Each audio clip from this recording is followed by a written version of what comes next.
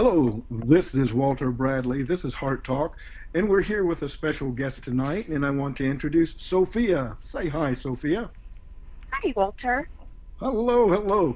And we're also here with Greg Fernandez, and he's got some data that he wants to start off with, and then we're going to dig Hello, into a little this is Walter detail Bradley. This after is the Heart fact. Talk, and we're Something here very with a special interesting that guest was tonight, discovered and I on the want to internet. introduce Go Sophia. ahead, Greg. Awesome. Thank you. Hope y'all can hear me good. This is a remembrance page that was created for David, his wife, and his daughter. And so I just wanted to kind of go a little bit over this as we are getting towards the 5 years. It'll be 5 years just in another couple weeks since the hmm bodies were found. This does say the date of passing, but you'll see that. But things are kind of, it is a little bit off. But there were some nice things here that I haven't read in a long time, so I figured we just kind of go through some of these if you guys are okay with that. Oh, Have you absolutely. have you both seen this page? Do you know what it is that I'm talking about here? It's on lastingmemories.com, and this was posted. I mean, this must have been posted just a few days after, I would think. Yeah. I think I saw it 2 years ago, but I haven't looked at it recently at all. And I there haven't is seen that one. okay. There is an obituary, unlike the other case we'll be talking about tonight here too. But so this says this website was created in the memory of our loved one, David Kamel and Rania Crowley, 29, born on July 7th, 1985, passed away January 17th, 2015. We will remember him forever. So I'm wondering who created this. I don't really know how things like this get created. But the first comment looks like it was left by Dan Hinnon on January 21st. And he writes, "R.I.P. We will search for the truth." Um, Oh, that's a- good. and that was January 21st, 2015. Then we have a lot. We have two on January 22nd, 2015. George Inabi Gertis. May your family be blessed by the Lord in this time of mourn. I think it means mourning. So it could be like a foreign translation or something. From my family to yours, may God be with you all in the days to come. Prayers from the family. Um, Patrick Rodich. Dear Dan, Kate, and Carol. So that's to the parents. I don't know who Carol is. Um, but and then it says our thoughts are with you at this most difficult time. Mary, Pat, and Lisa Rodich. So that was before Kate Crowley passed. Maybe Carol was like David's aunt or something. I'm not sure, but C.M. Fontaine on January 23rd, 2015. Dear Crowley family, the Minji family is heartbroken over the loss of your loved ones, even though your loved ones are not physically on this earth to be with you. We hope you can find comfort in knowing that they are in heaven watching over you, and your memories will always live in your heart. This one is an interesting one. It's still on January 23rd, 2015, written for Rania. And it says, please know that Rania was loved at her school. Contrary to what some friends have said, Rania attended a school where her gifts were embraced, and her friends remember her as a bright light full of energy and perspective. We miss her bright little face. That's kind of a shot at somebody, isn't that? Contrary to what some friends have said. I'm curious what they mean by that. And Yeah, what kind of negative things could come against Rania is in my opinion. It's weird, right? I, I don't know. I mean, possibly like friends with us that have spoken in regards to this case. I mean, but what would they be saying that's contrary? Basically, somebody is out there saying contrary to what some friends have said. Rania attended school where her gifts were embraced, and her friends remember her as a. I Because mean, it's was based No, I'm seeing it says, please know that Rania was loved at her school, Hmm. contrary to what some friends have said, meaning like she wasn't liked. Huh. It's just so weird That's because, interesting because yeah. I haven't heard anything negative except for the whole thing about her having like a fit in October, but Yeah, what did I they don't know. say? They say the kids have this, I want to call it the syndrome or the system. There's a weird word that they call it for autistic. The spectrum. People on the Yeah, spectrum. it's a spectrum Okay. So, I don't know, because maybe they're talking about that. Some. Carter is on the spectrum and he's level 3. What does that mean? Can you explain for. Nonverbal level 3, it's like the most extreme level, Oh, okay. supposedly.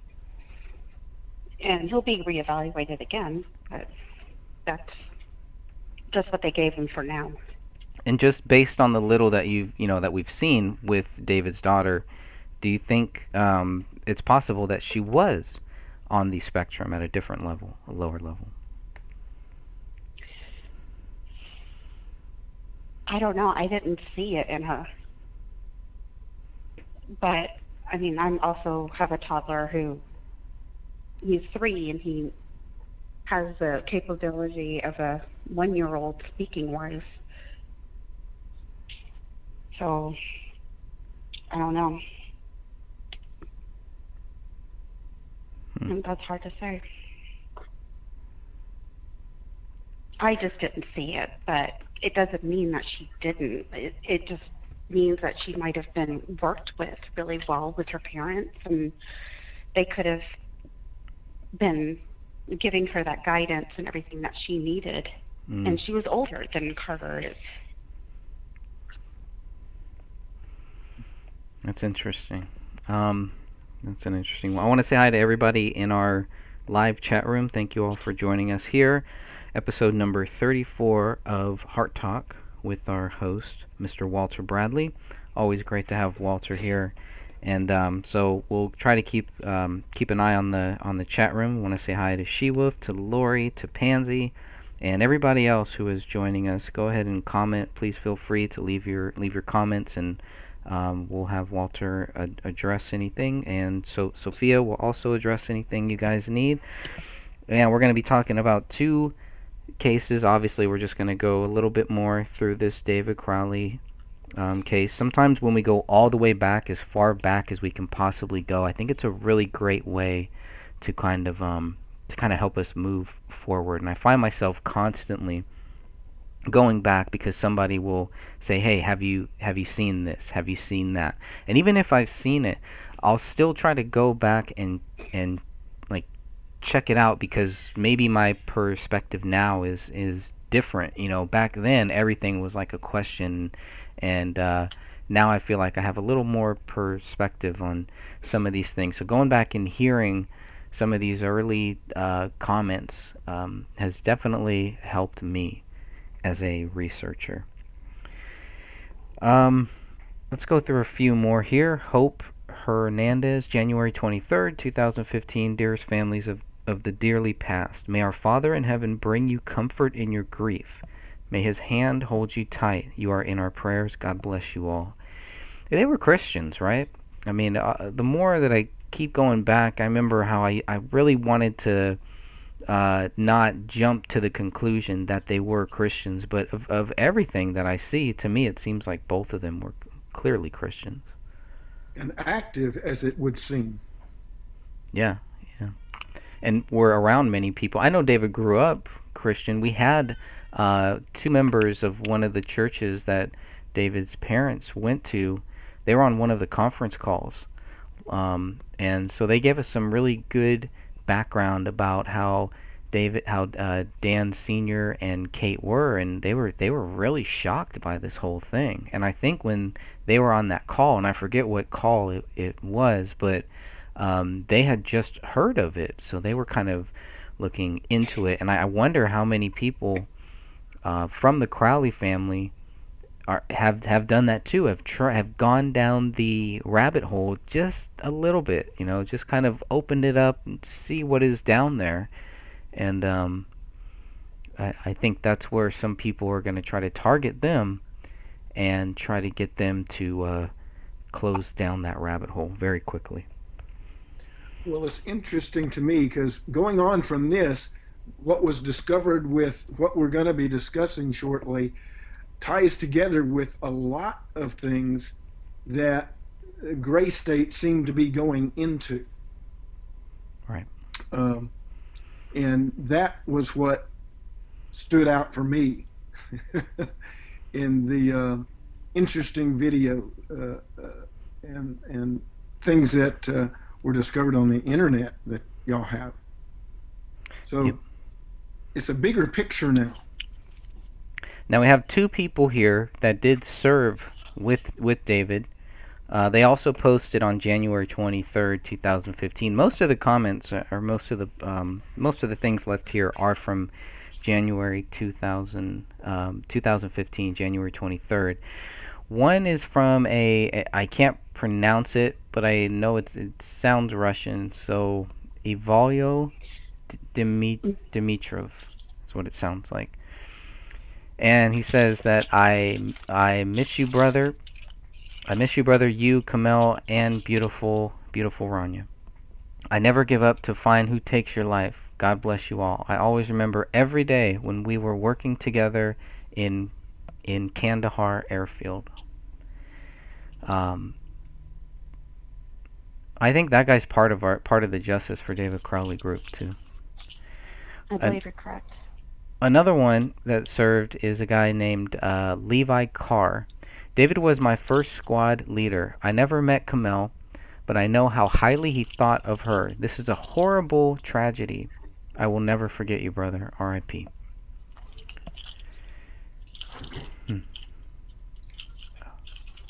Here's a good one by Ada Miles. Kamel was my student at the university. She was an amazing woman, full of energy, driven, and enthusiastic. Accomplished more with her time than most of us are able to. She was dearly loved by fellow students, faculty, and staff. We treasure our memories. Praying for the Alam and Crowley families. Precious lives were lost. It's a tough thing because this is created for David, his wife, and his daughter. It's not created. I mean, it's just kind of weird the way that that we see it here is if all these people thought that David was the killer, I don't know if they would create this for him too, right? Is that a big jump to think that this was created by somebody who understands that David Crowley is not guilty and can't be proven guilty, even back in January 23rd, 2015? Well, that stands out. Every one of these are very positive relational messages about how wonderful David and that family was. Yeah. There was no indication whatsoever. And you would expect if they would have had something that if they're going to put up something like this, that would be totally out of context with anybody that thought he would have anything to do with that. Yeah.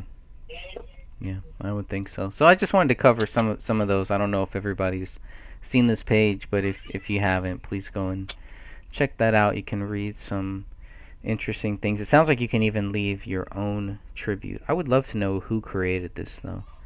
That'd be interesting. So I don't know. Maybe they're in our group too. You never know.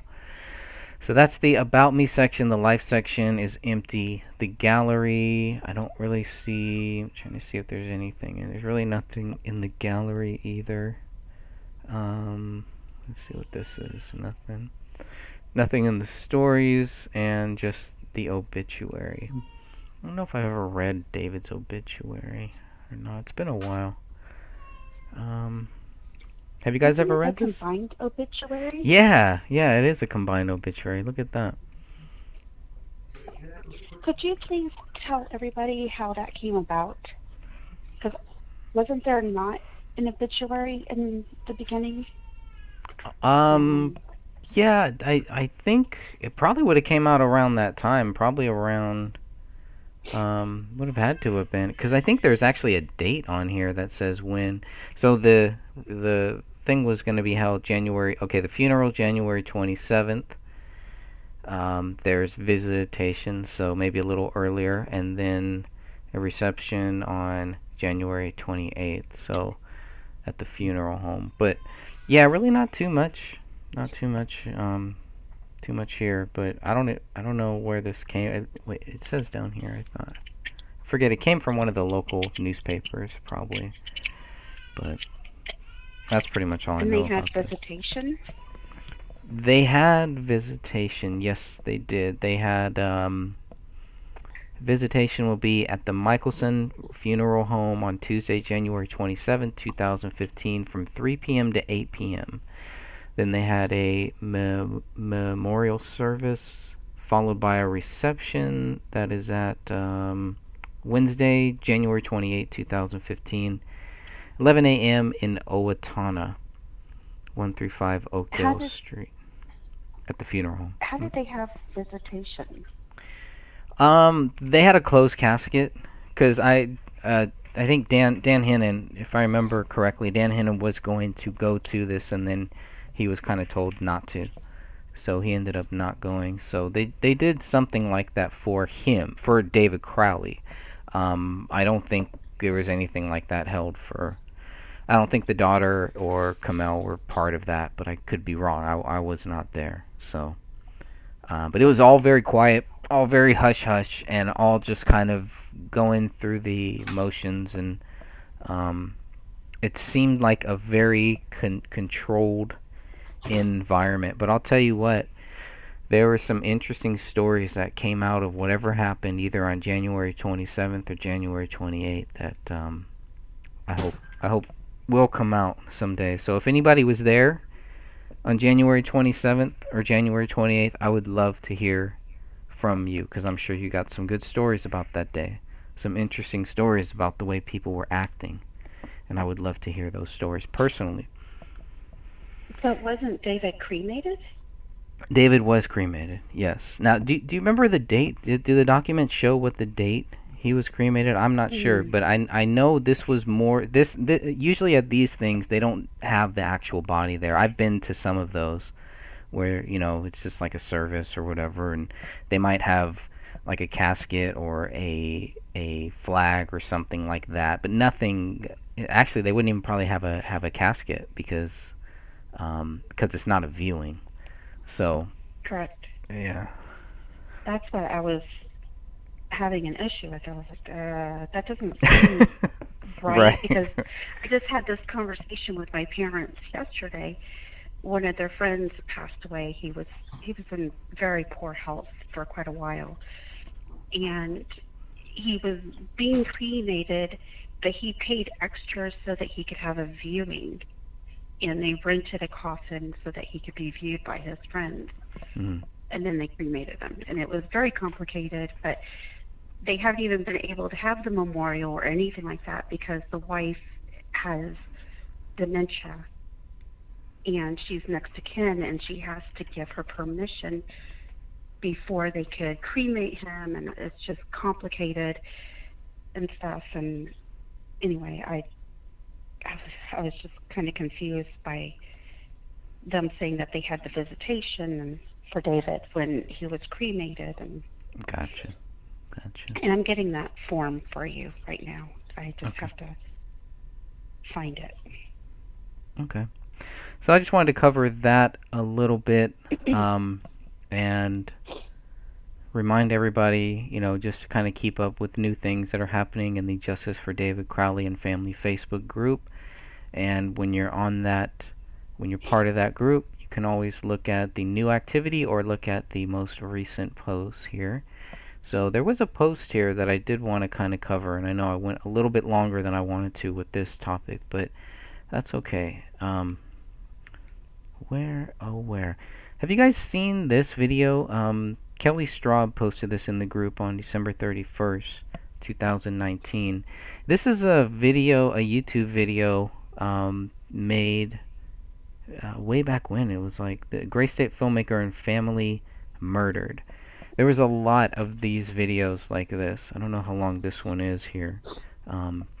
She won't be able to hear it. Okay, it's 23 minutes. I'm not going to play the whole thing here, but Johnny English is the guy's name. But there was a lot of this, and a lot of people just kind of already saying this was posted on January 19th. So this is 2 days after the bodies were found. It wasn't really till around January 19th where a lot of people started coming out and like really saying, "Man, something is wrong here." David was killed. How do the bodies go missing? How do these people go unnoticed for 3 weeks during a crucial season where we're generally hanging out with our families, spending more time with our families, and that was not the case here.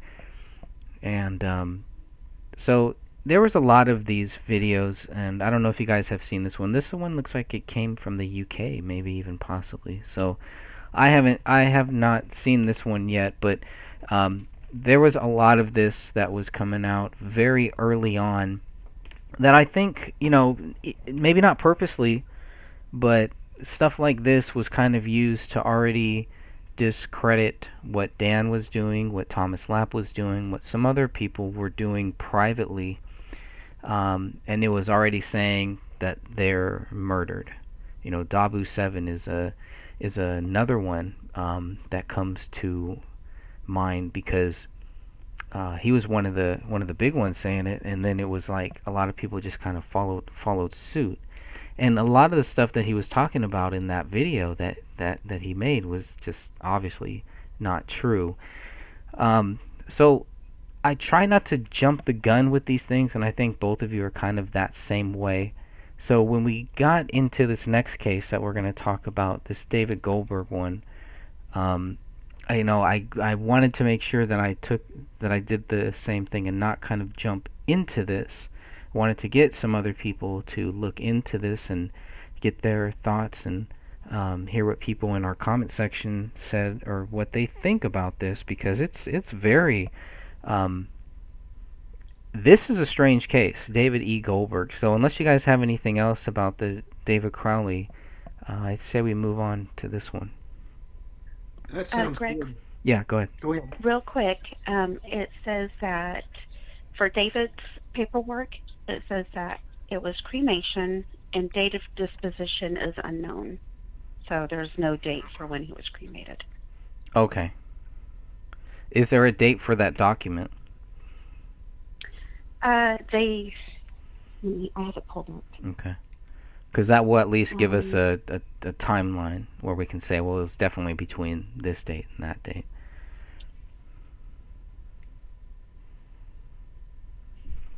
No, it just has date of birth and date of death, and then the ME number. But I don't see the date of the document. Wait, there might be one up here.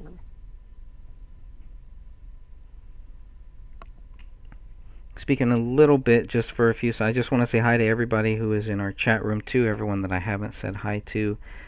Stephanie C, welcome. And there's a few other people. Wolf Clan Media, thanks for joining us too. And we're all just looking at two cases. One that is very strange, and then the other one is David Crowley. So Most strange. most strange. This is the strangest thing I have ever seen. Okay. Well, I think you're setting it up well. Yeah. as far as internet plants, Mhm. I'm going to say that this is one that garners deep attention and looking at why. Very much so. Why? David Goldberg was alive within, this year up until June 8th, I believe it is his day of Saturday, June 8th, Right. where he was got word of his passing from a neighbor who found him unconscious and not breathing, and that's a good definition for dead, and for a planned visit. And the thing that's curious about this is his videos and audio of describing having insight and information from a trusted source in the White House. who was giving him information that was indicative of a future tagging of the awakened populace of the United States as in regards to Zionism, the Elders of Zion type Zionism, in which they say that based on what David Goldberg was illustrating, based on, quote, documents he had gotten from his source at the White House, the Donald Trump White House, is indicative that they are going to seek to do a purge of these people like you and I, because they're awakened to this truth called truth seeking, and they do not like it and want to remove as many as they can. So it was strange. And I listened to it and I thought, this is insane. This could not even be true. So I wanted to, it had me thinking, well, why would somebody put something like this out? Nobody who has access to the White House gets this type of material out. That doesn't happen. You don't see this happening. And for this to happen brings up questions. One, who really did it? Was it a David Goldberg? If not a David Goldberg, who was doing it and why? And the accent of the gentleman, as Sophia mentioned, was so across the board and changing. It sounded Russian almost. Not exactly. It wasn't. Didn't sound like a Russian Jew either. Although he said he was Jewish. Kind of sounded like what's that guy's name? Bernie Sanders, who is a communist. Yeah. He's not a Russian Jew, but he's a communist Jew. Yes, and well, communism was started by Jews, pretty much. That's it was a Jewish partial thing. Not blaming all Jews. I'm not an anti-Semitic type. Yeah. As you were well aware, Greg. Right. and Quite the opposite. Yes. yeah, I kind of have a Jewish tie-in there. I had a Jewish wife and my son, so There's something there. I kind of like the Jews. They're a good group of people. Not all of them are, however. There are Zionists that have a different aim on the world, that could come up with ideals from the Talmud, which I do not follow. I do not follow a Talmud. I follow the word of the Most High. And this David Goldberg, now maybe he was a Jew, but I don't think that he was an Israeli Jew. He might be descended. I like the document which is said that it was under the name of Igor Dovlatov. And I thought, now that sounds like the guy that was talking.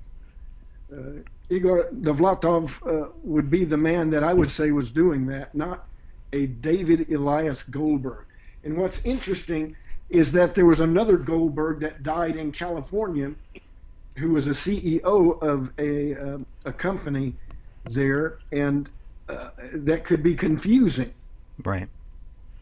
As I was looking, I was saying, oh, we got two of them here. Wait a minute.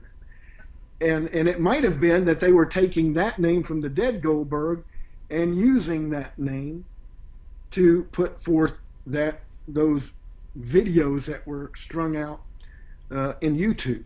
So I thought that highly red flagged right there. And what was the purpose of this? And I can't come up with any purpose for this whatsoever, except as a tactic to see where it goes and follow it, which they could do. They could. And then why would they do that? Maybe that's their tagging people, so to speak. And I thought this just doesn't make sense, and it has no way to trace it whatsoever. Nothing comes up anywhere that ties to a David Goldberg dying, which I think that was in New York. But, yes. And yet there's no information. Y'all couldn't find anything. I got nothing. And I thought, here's somebody that exists and doesn't exist. Yes, Sophia.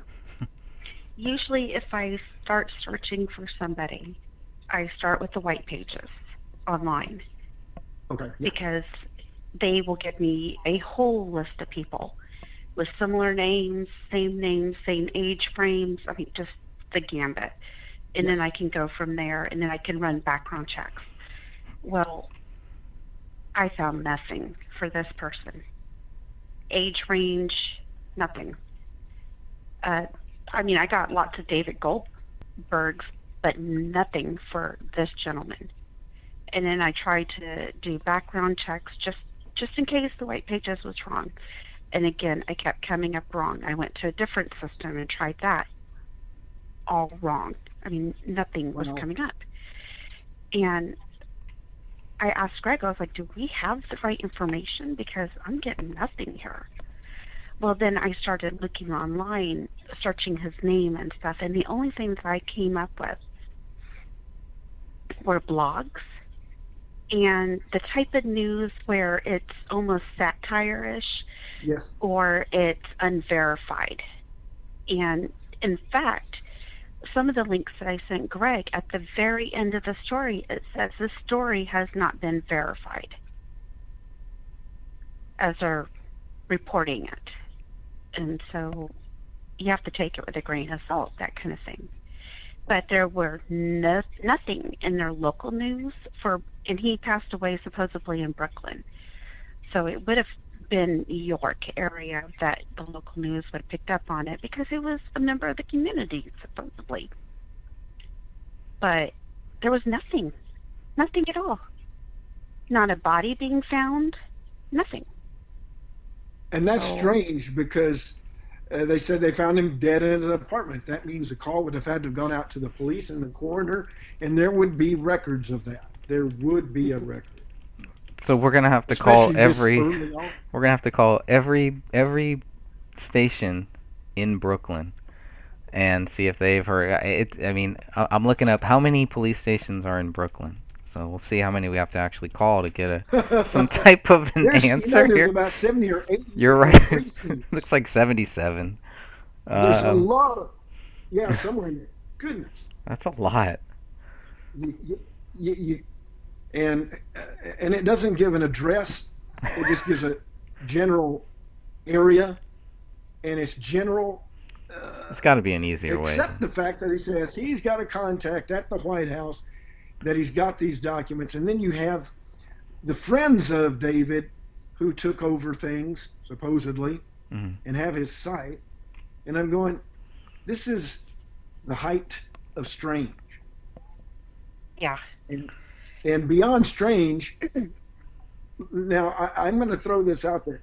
The only reason someone would come up with something like this is wanting somebody to quote unquote discover and then follow the trail. Y'all think that seems legitimate? Yeah. Yeah, that's actually what this David E. Goldberg was talking about. Was they were creating part of Project Pogo and Zypher. That was Yep. part of it. What we're doing right now is part of that program, without And us even maybe knowing that's that we're what he doing it. was a part of. That right? Maybe It's so this is, crazy. and he knows exactly what he's talking about because he might be the head of it. Who Yeah, knows? yeah, he's making it all come true. Now, I don't think he could make come true what happened with Iran and what's going on with all of that. How all of a sudden we're in Iraq on New Year's Eve, and I mean some stuff like that. I guess you can kind of see it coming. It's been coming, but the Yep. the timing for me was just like, okay, maybe this guy was onto something.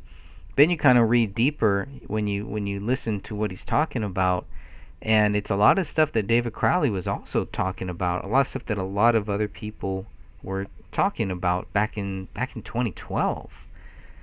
And So now it's coming up right at the time when we're having problems in where?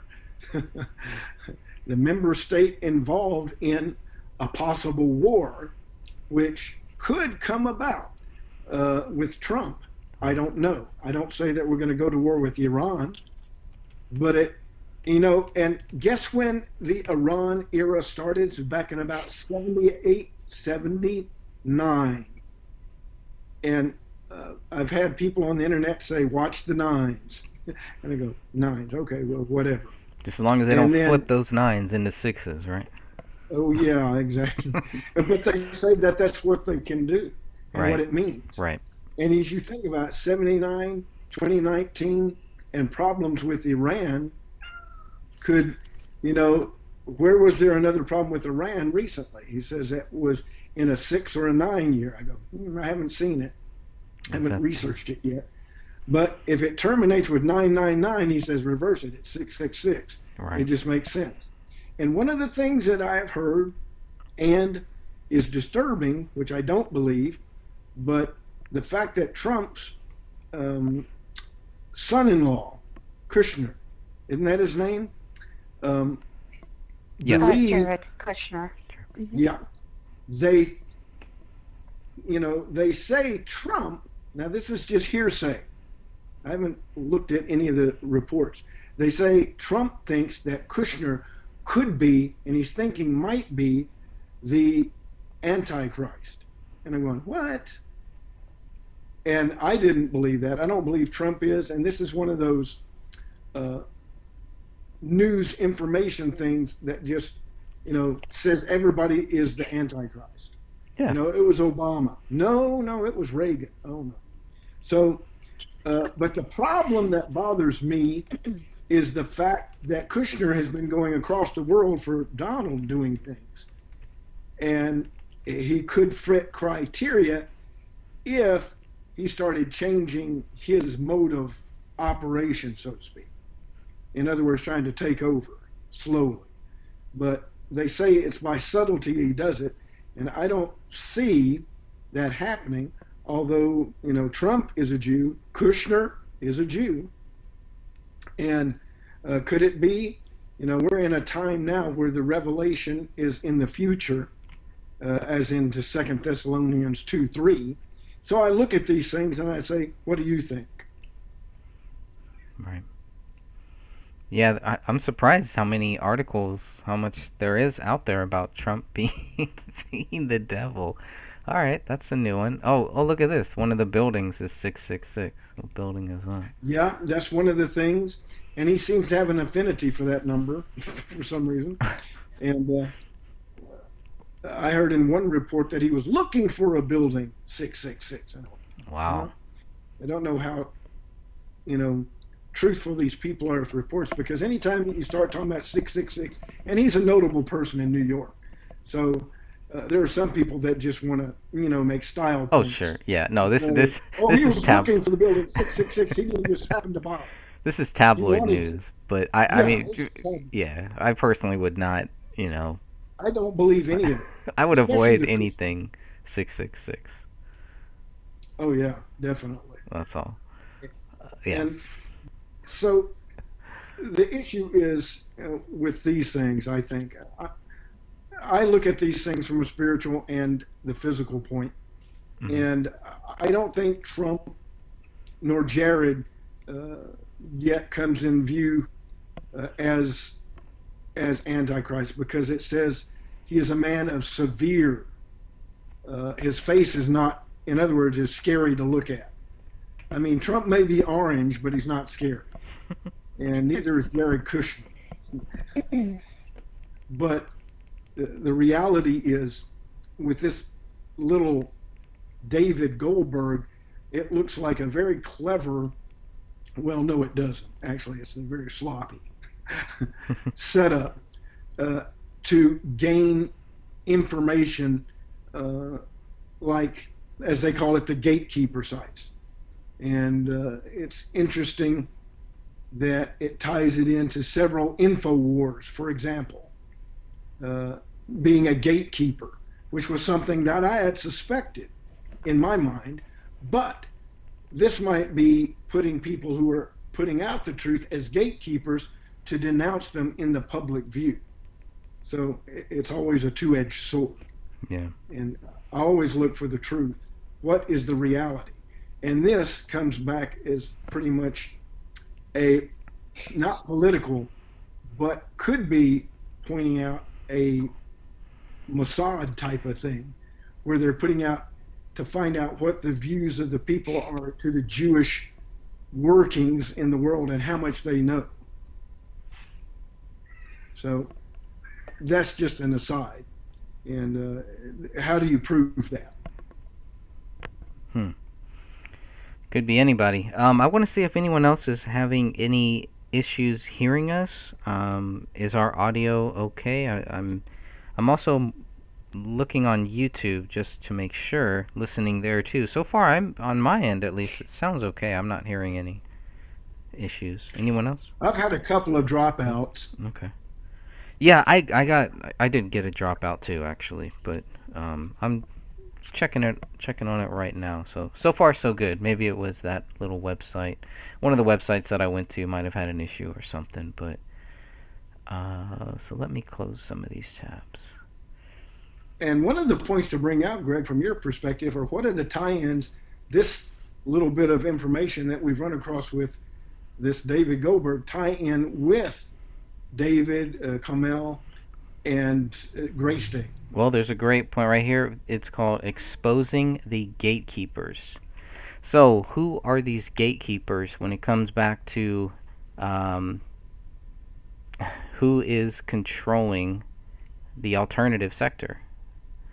And what was David Crowley onto something by distancing himself away from many people in the alternative sector who were uh, basically, I think, and I think a lot of other people, you guys might think too, they were trying to use him for their purposes. He's made those public comments where David would take that somebody would take his project, they would say, I love Gray State, and then they would try to make it their Gray State, and then they would try to tie it into whatever their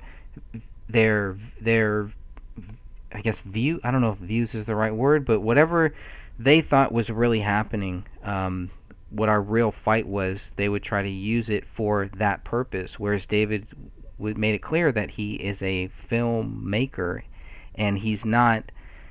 His message was not that. His message was not say, "Hey, this is what is happening." It seemed like that 2012 trailer was almost made to stimulate us, to get us thinking about our own view on what is coming. And I think David might have gotten frustrated with people who kind of, they didn't understand that their view of Gray State is different than his view of Gray State. And to be honest with you, I'm not really sure what David's view of Gray State was, and I really won't be sure unless I can read what his script was. Even an early version. I'd much rather read one of David Crowley's first scripts than some of his last stuff. Yeah, I agree with that, and I think it would be good if we could get a hold of an early copy somewhere. There's got to be one somewhere Mm-hmm. that can be reviewed. You have reviewed some copies of the later stuff? No, I've only been told. There's only people who said, "Oh, it was about this or it was about some government person," but you never really know. I mean, I think what we know is it was not about that 2012 trailer. By 2014, that 2012 trailer looked a lot different. The Gray State Project looked a lot different than what that 2012 trailer was. I think that's clear. It was growing. It was building. It seemed like the story was kind of writing itself, but it was still a story. It wasn't David saying, at least my personal view, it wasn't David saying this is what's going to happen. I think he wanted to make a film. I think he wanted to make a really good film, and throw some real life stuff in there without throwing real life stuff in there, if that makes any sense at all. Right. Kind of like, it's interesting that Alex Jones, there is a direction that they're trying to remove alternative news in a sense. Alex Jones was taken out. But They took him off. But is he a gatekeeper? Is Alex Jones a gatekeeper, or is he on the other side of these gatekeepers? There's been a lot of talk about that, and even David Crowley kind of had some issues with that. Well, that's something that I told to you before. I said, Right. I'm not totally in for InfoWars with Alex Jones. Right. I was totally into it. Totally bought. hook, And line, and I sinker, was I everything. suspected it because he was too perfect, and he was saying a lot of stuff that I thought he's saying that publicly. Okay, and it wasn't outlandish, but it was touching on things that you look at and go, wow, I wouldn't have said it that way, and it made me doubt him because of that. That was my thing. I didn't know anything based on that, and I've known people who are Secret Service, and I can't say their names even because they're still there, but they they tend to look at people like Alex Jones, roll their eyes, and go, disinformation. Right, right, And not to say anything against Alex or say that is true. That's not right. what I'm saying. But that's what this But David Goldberg was basically saying about Alex yes, Jones, and it's the whole Zionist thing. And I remember I had heard that whole Zion. It's like, if you're gonna tell me that he's part of some Zionist stuff, I mean, you got to give me some proof. You got to give me something. And yeah, I still have not seen any proof that Alex Jones is part of some Zionist plot. The stuff that I've actually took the time to look at. After I look at it, I'm like, you guys just wasted 10 minutes of my life on this yeah. crap. So I don't know. And this is I'm still something open that to I it. looked at and went, David Goldberg. I don't care about the David Goldberg thing. I want to look at the Igor's, that Oh yeah, direction, yeah. the Vlatov. That's the direction I look at. I'm going, we need to look at that. Is it, and is that his real name? I would assume that the speaker was that person, the Yeah, Vlatov. we had one of our people did a search on my life, ancestry, and genie.com. All I can find are conspiracy site links.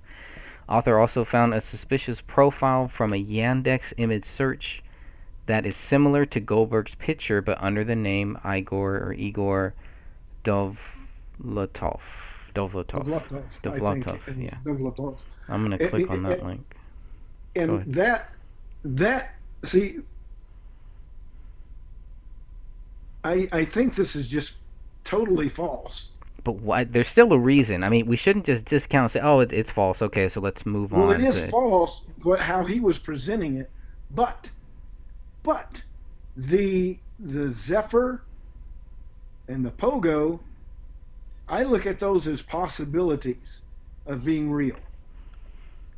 That I don't stuff say could, anything. yeah, no, and this all could be to kind of discredit that stuff and make you think, oh, we'll see, this guy's fake. All that stuff is fake.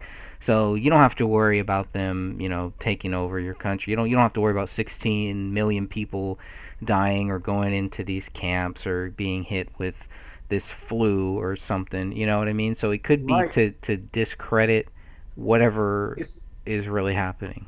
yeah, it's a preemptive strike so that if something does come out, for example, Alex Jones gets on his YouTube thing and puts out, this is happening. And this kind of thing would make you go, oh no, I've seen that. That was a David Goldberg who was lying and it was all a bunch of made up junk. And that strikes me as being a very governmental way of keeping everybody out of your plans Right. if it's out there in any form. And that would be what I would say is one of the things I think is an operative's duty is to disinform by telling them the truth, but making it bogus by how you present it. And See, and that's how I saw Alex Jones. Some of the stuff he said was, it seemed believable, but then when you start to research it, there was like disinformation agents out there, and I don't know. It felt very similar to what I was listening to last night.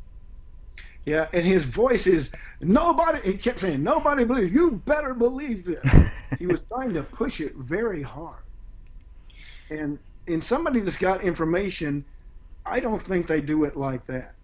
In my opinion, he was really, I think, overplaying it totally. And And I noticed that his voice changed too. oh yeah, So it had to have been several different people playing his part on the YouTube yeah. videos.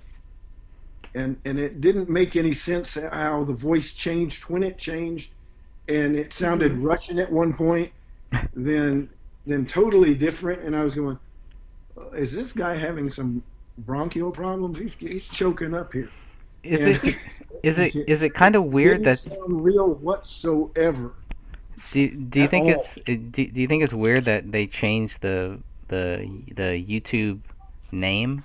I don't know what the name was before. Obviously, it wasn't Friends of David Goldberg, but do you guys think it's kind of weird that they changed whatever his YouTube name was to Friends of David Goldberg after his death? Yes, I mean that definitely is I don't see the purpose of that, to be honest with you. you know, uh, and who are the friends of David Goldberg? You know, Exactly. They're and not coming out. They're not saying, "Okay, we are, it's like if you're going to be brave enough to post this, I mean, you should be brave enough to post uh who you are. I mean, maybe there are yeah, maybe there's some safety issues, maybe there is, but it's just kind of weird. Well, then why would you would just say friends of David Goldberg, just keep his channel up, keep his channel running. But I don't know. I yeah, just that's just kind and of the weird. reality of it with this YouTube channel, I'm going to be watching this YouTube channel Yeah, a little bit as long as it is up. I'm gonna actually play one here. This one is a 2 minute clip, so in a couple minutes I'll play one of these clips for everybody. You two won't hear it, but I'll make sure that I'll bring you back in. Um, so have you both looked at these clips? Have you looked at his YouTube channel? And from what I'm seeing, there's another YouTube channel that David Goldberg had first.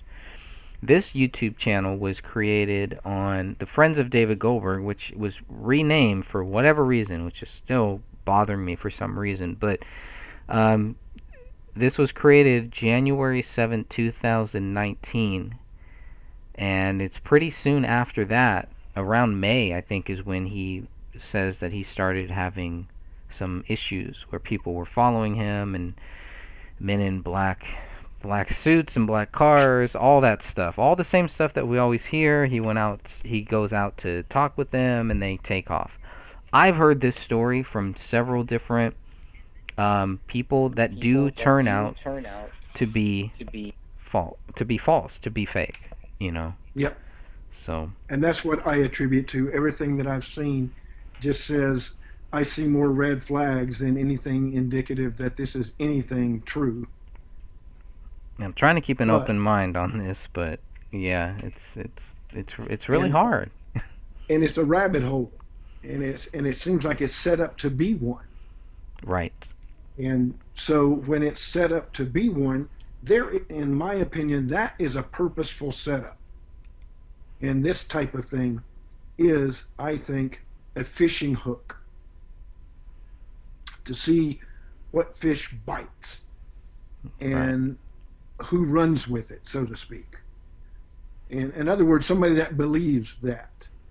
And, a lot of people in the United States don't have a very fair opinion of Jews. I mean, I've heard it all my life.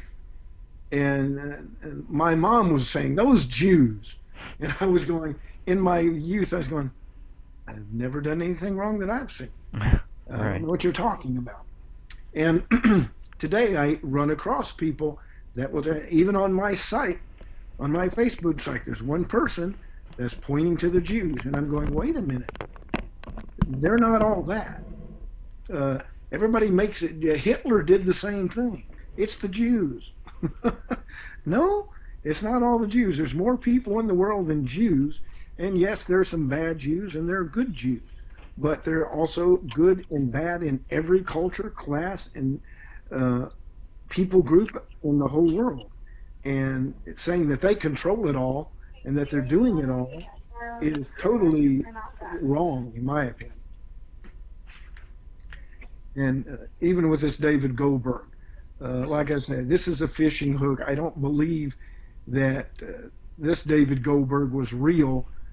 I think somebody took the name and spread some disinformation and wanted to see where this goes. That's my opinion at this point. But you said David Crowley mentioned that corresponds to a lot of this, and I kind of see that with the gatekeeper issue. And I'm sure there are gatekeepers which are working for the government, not just the Jews, but for the United States.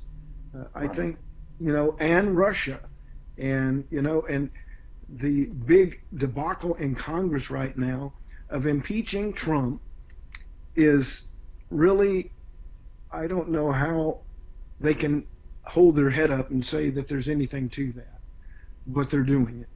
And I'm anxious to see them send those articles of impeachment to the Senate in the coming weeks to see what really comes of this nothing. And when they're doing something this big, they're hiding something in the hallways of Congress, I think. And they may have been passing other bills or doing other things behind the scenes, which this David Goldberg may have been referring it to Jews, but maybe it isn't that at all. Maybe it's something that's happening within the halls of Congress and in the operations there. That's what concerned me. This may have a reality, but it's not based in this. And it may not be like he is saying, but it may be something similar that he couldn't say directly and is covering it all up so they won't know who it really came from. That sounds rather convoluted, but that's another thought. That's how it works. That's how these disinformation campaigns work, right? It's counterintelligence. Yep. But if you're The wanting way to that put... Yes, go ahead. sorry. No, go The ahead. way that I saw that his videos, I really could not get through all of them last night. It was hard to stomach. Yes. But I from the ones that I listened to, it sounded like a disinformation campaign. Number one, Yes. that was very clear. But it also sounded like they were trying to peddle. Well, I mean, they did mention that Trump was basically the Antichrist kind of thing, or Jared Kushner was, and he was. The way that they made it sound was extremely negative, and for a lot of Jewish people who were voting Democratic up until 2016 and could have been straddling the fence after the election and seeing how President Trump has really been trying very hard to do the things that he campaigned on and stuff like that, to me, it came off as them trying to convince those that were straddling the fence and thinking about voting for President Trump in 2020 that they were trying to put disinformation out there. Exactly. And it's very timely. It came out right in the beginning of the final stretch into the election, right at the beginning of the year. Mm-hmm. And that is something that holds a little bit of water, so to speak, because this could have come from the Democratic National Convention or the Democrats, in my opinion. They talk about collusion, that Trump's done this, but it's really the Democrats that do all the colluding and the backroom deals, in my opinion. And I'm not one that's a Republican. And I look at both parties as suspect. Oh, yeah. I mean, I'm not going to say that Republicans haven't had their own bad seeds. They have. But we've been trying to be just as damning to both sides. Right. I'm sorry. Things are not coming out the way that I want them to tonight. Join the club. Join the club. Today is just. It has to be this weather. It's something. It was just one of those days where everything just kind of went wrong. I've had just the worst day at work. I felt like I was like, am I cursed or something? What's going on? It was just one of those days where but we all have those, Yep. And hopefully they don't come too close together. Yeah, exactly. That's what you pray. Well, we're only the second day into the year. Go ahead. Yeah, and the holiday being yesterday, and you're just like, the week is all mixed up, and I have no idea what day it is, what time it is, what we're doing. Who am I? What am I doing? Yes.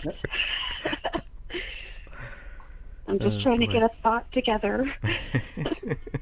Well, Yep, and you hope it's the right thought at the right day at the right time. you were able to find some Um, good stuff on that you sent me. So I got 4 articles here that we can also kind of go through. One of the notes from one of our friends. I'm not sure where this friend got this information. Goldberg allegedly worked for the State Department. Have you guys heard that one? I had not. I Yeah, had me not. either. mm-mm. Mm-mm. Except in these notes. I had not heard anything about this. He just said he had a friend in the White House who got this to him. If he did work in the State Department, that would understandably give that angle of having a friend in the State Department that got him into, that information from the White House. Right. But these types of things like this, if it were true, would be highly, highly classified, and the need to know would be a point of 1 to 2 people. It wouldn't be floating to where it could get to somebody to leak it. That would not happen. That's the biggest red flag in this, is that he got something top secret. The Jews are planning to knock off power and then come out and kidnap and take away. When you're talking about that many people, you're not talking about a few hundred or 1,000 even.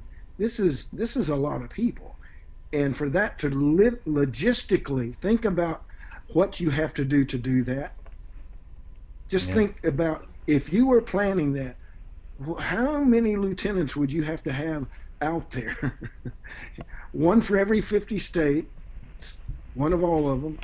Then they have to coordinate where everybody is, classify them, and then set up power outages for that. That sounds a little bit, um, outlandish to the extreme.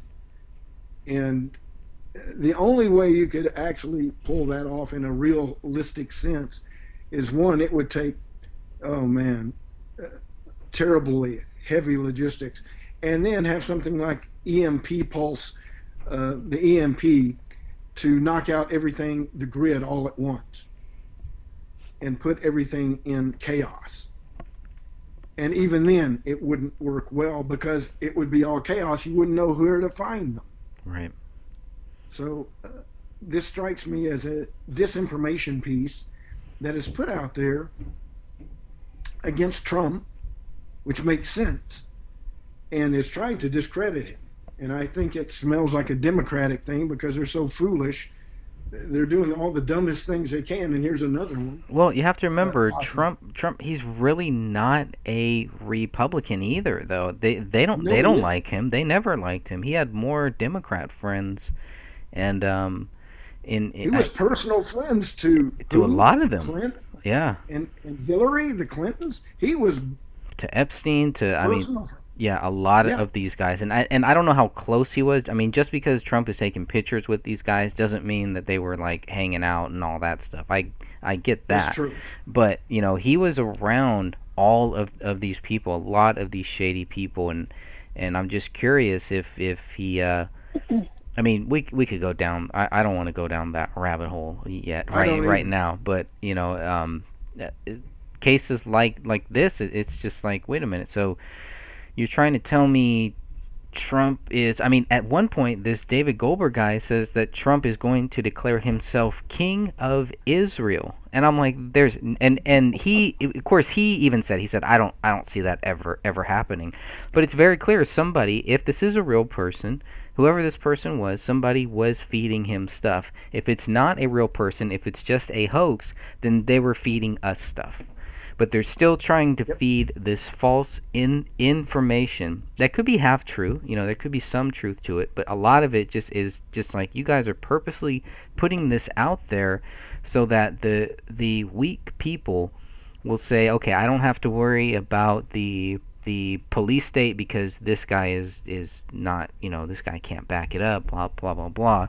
It's purposely putting out people to that can be easily discredited, and then they don't have to think about the people that can't be, the people that actually are showing you documents and saying, well, wait a minute, there's FEMA camps here. Walmart could be used as a FEMA camp.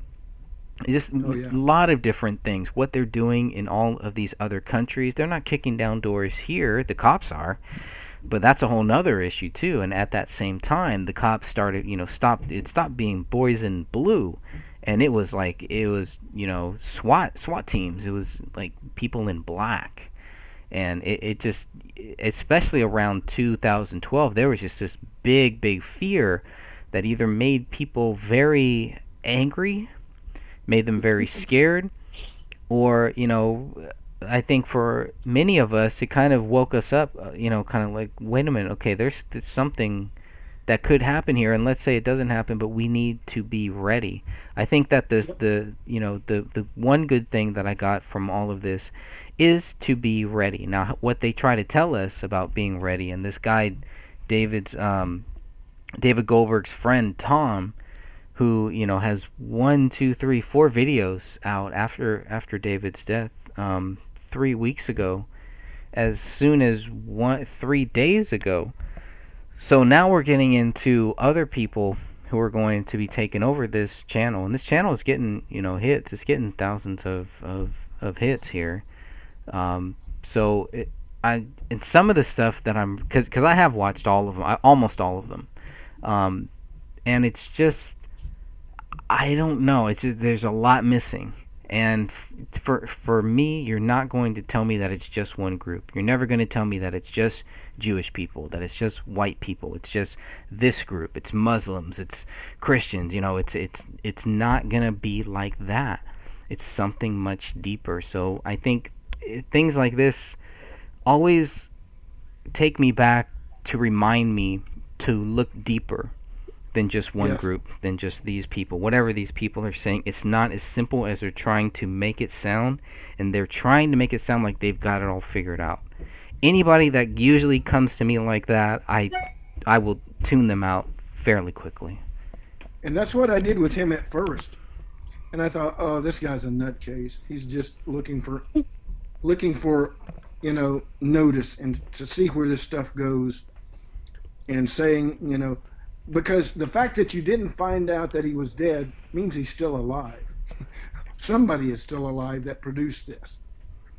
Well, there's And no birth. I mean, we don't know if he ever existed, I guess, either. So yeah, it's and who it is seems he? like it's a big deal. Anytime you have no pathway, that means there is nothing there. Is one thing that I used to discuss with friends in the military. But there is something to this, though. Something. But it's kind of like a hint. It's like looking. It's like he's playing charades with us. He's wanting us to guess what he's really saying. That's just a thought, not a direction I would go right now. But it seems odd he's bringing something like this up, saying that this is going to happen, and he's putting out timelines which seem too sure. He was too sure of himself. And like I said, overemphasizing, you should listen. And he was speaking down like you better act now. Right. And Well, I'm wondering if he was speaking in code and it wasn't for us. Maybe it was for somebody or some people that were listening. Right. that makes For a lot of sense. instance, when news stories could be used as code, or tweets even used as code, for certain groups of people that would pick up on code words within those tweets or the news story. And I'm wondering if that's what he was doing. That And could have we, been. we're listening to him and it doesn't make sense. He sounds like a nut, or it's offensive to a lot of people listening. And he wasn't really trying to reach us. He was trying to reach somebody else. It just dawned on me. That makes a Hmm. lot of sense because anytime you put something out, it's nonsensical to anybody that doesn't have the background data as to what they're doing. And this could be a code for something that they're working on, maybe in regards to Project Zephyr and Pogo, which has nothing to do with Jews or knocking off Americans. What it could be is political jargon directing them what to do to alleviate a problem that is political. Hmm. But, See, that makes more sense than. yep, I agree with you on that. And the thing is, the Jewish Center for Anti Semitic Studies, there's no such thing that I've seen. And I'm tied to a lot of Jewish organizations. And, and I thought, Jewish Center for Anti Semitic Studies. Never heard of it. And I've joined some groups that are Jewish groups, and anything that's tied to Jewishness, they would send to me and say, "Hey, want to join? Want to donate?" You get a lot of, I'm sure. and there is no Jewish center for anti-Semitic studies that I've heard of or seen at all. It would make a good And front. yeah, if it was That's real, true. and if they have one, they're not listed too well. Well, I mean, even what we're reading now, pulling up some of the articles that Sophia sent to us, and I mean, they're reporting it as fact. This is from a veteranstoday.com. This was posted on September 1st, 2019, and they're reporting this as it's fact. David E. Goldberg was found dead in his New York apartment on June 8th. The death is being investigated, but at this time, authorities have given no indication as to the cause of death. He was 59, and I don't know. I got a problem with that too. It's like, who's saying this? Friends of Mr. Goldberg are saying this. These Yes. people, whoever wrote this, did not look anything up, and to see, did they do any research on this, on who this guy was, blah blah blah. I mean, the article itself is just kind of like feeding right into the whole thing, and just because most people aren't going to dig deeper, they're not going to try to find out um, what the case number is. They're not going to find out what the documents show about his death that should be public. It's Yep. just, oh, he's found dead, and and it's the same thing with these articles over and over again. You see this same pattern.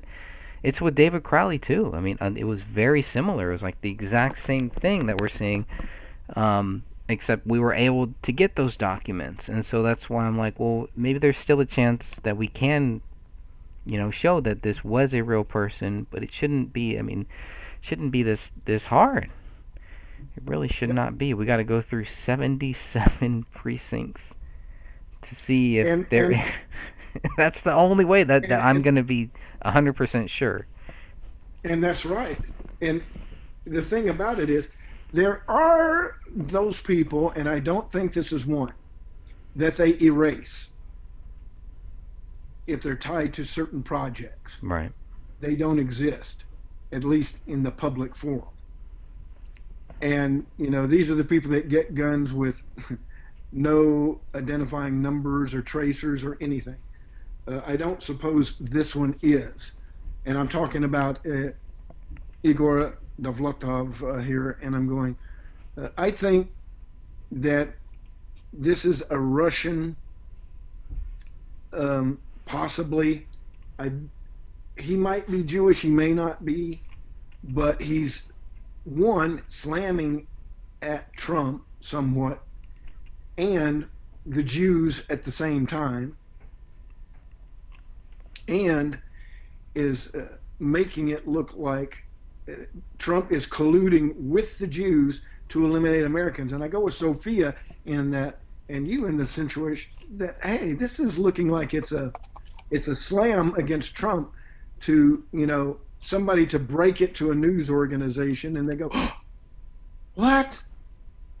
And for them to go, oh wow, about Hmm. almost like a dumb Democratic you know, Easter egg that they leave out there to see if it'll pop. I'm surprised it hasn't hit the New York Times or the WAPO yet. Give it time. And I'm going to I be know, right? I'm going to be digging at this a little bit, and I'm going to call New York City. I said I have a friend named Daniel Elias Goldberg. They said he was dead. And I'm going to play the dumb hick and say there's a news report. I know a David Goldberg. I don't think he's dead. He's in Brooklyn. And just kind of see where it goes. And because this makes no sense to me, except there's a point. It was put out for a purpose, and the code thing hits and makes sense too. Coded message sent out that makes no sense to anybody but to those to whom it is sent. And they do that all the time with I mean, I remember in the military when I was talking to somebody, and he said, "Oh yeah, here's one," and he told me, and I thought, "Oh wow, I think that's an idiot." He'd go, "Exactly, but he's not." And this just popped up in my mind when I was saying, "Oh yeah," when Sophia mentioned it, I thought it kind of came, "Oh yeah, agents will do the display of information in a public forum in such a way as nobody gets it but those who are preset to understand what is in there, and they're looking for keywords, phrases, or emotions, or words, or just how it is presented to get their instructions." So that makes a lot of sense to me too, Mm-hmm. especially as weird as this is. It's as weird as it's the video. really weird. It's really weird. They make claims. As friends of David Goldberg, David Elias Goldberg was an advocate for Israel and the Jewish people during his 25 career in public service. What public service? I mean, everything is just so vague like that. It frustrates me. And fought anti-Semitism wherever hatred and racism against Jews dwelt. Really, he went everywhere, all across the whole planet, and fought anti-Semitism. I mean, he passed away on June 8th. We've heard that. They never give the year. That always bothered me too, because he's not the only David Goldberg out there. It's kind of a common name, actually. He's 59. This channel is now managed by Friends of David Goldberg. Who are these Friends of David Goldberg? Who are they? I mean, they have. Plus, in New York, that leaves you. How many Goldbergs are in New York? It's a Jewish city. Think about that. Yeah. Come on. If you're going to research it, you may be running into a lot of dead ends. You might have to quit your job just to find all the stuff on that. As friends of David Goldberg, we share no political views or bias. Our purpose is to follow David's instructions and present the information left to us. And this is all, it's just sounding like a fictional movie, like a fairy tale. Yep. We make no claim as to the truth or veracity of these claims. What claims? Of course. The claims that he's saying or the claims that they're saying? I mean, it's it's legal speak here. Then it gets weird. Now we get into threats. Hostile, threatening comments will be removed, which I'm totally for that. Anyone who's in our chat room, right now we got some great comments going on in the chat room too. So we want to thank everybody for that too. But so I totally get that part. But any attempt to defame, harass, or harm friends of David Goldberg, nobody knows who they are. But if you try to defame, harass, or harm them, or their families, associates, or friends, or suppress our free speech will be met with immediate legal action, and authorities will be contacted. That's weird. Weird stuff my right goodness. there. I mean, we're like getting to whistleblower type He's trying to make himself legitimate. It does make, it kind of was like, oh, well, I better be careful what I say. I don't want to suppress. Am I like, am I suppressing their free speech right now by us talking about that? Is that going to be considered suppression of the free speech? I don't know. It's just weird, We and don't even know who they they are. haven't identified Oh themselves. my So gosh. how could you defame We don't or even know harass David them? Goldberg, Right. or Right. if David Goldberg is even real. Yeah, it's weird. It's just like a stamp, like they put a stamp on it or something. Very odd. Very odd stuff. And I know yesterday during our replays, I tried to play as many of the videos. And we had some people on that chat who had heard of this case and seemed kind of like pro David. And I was hoping that they would kind of be here. They might be here in the chat room too. I'm not sure, but I just want to let people know we're just sharing our feelings on this stuff, and we're not saying that it is or isn't a hoax. We don't know but I mean, if somebody can't help us find who these people are, who he is, I mean, there's got to be some documentation. If there's no documentation, you can't get mad at us for sitting here thinking this has got to be a hoax. Yeah, and the thing that bothers me is that he's making very serious allegations based on what they say are top secret documents.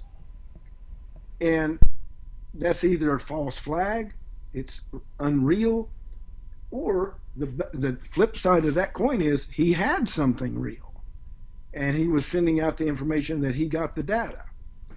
Now, if anybody knows that, and if they can bring up corroboration to that information, i.e., documents, present them. I mean, show us what you got. No, we don't have to do it publicly, but talk with Greg. Get with Greg Fernandez, I mean, and give us, or me, Walter yeah, Brad. give us something. Give us Something that will help us, see that this is a real person, that there's a real case number. That's all we're asking for. I just want to know where this guy died. You tell me it's in Brooklyn. Brooklyn is a pretty big place. It's There's in New York no. City, I mean, so come on. I mean, even with like David Crowley, and there were people saying David Crowley's thing was also a hoax, and he faked his death. Hey, kitty.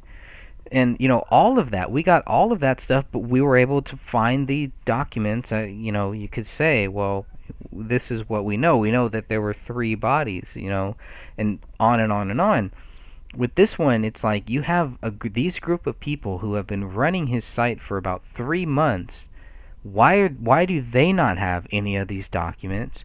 Why are they not putting out any of these documents? Just something. Give us something to show what the cause of death was, or to show that you tried to get the cause of death and the cops said, no, we're not going to give you that. There's got to be some type of documentation of we reached out to the cops and they said, we're not sharing anything.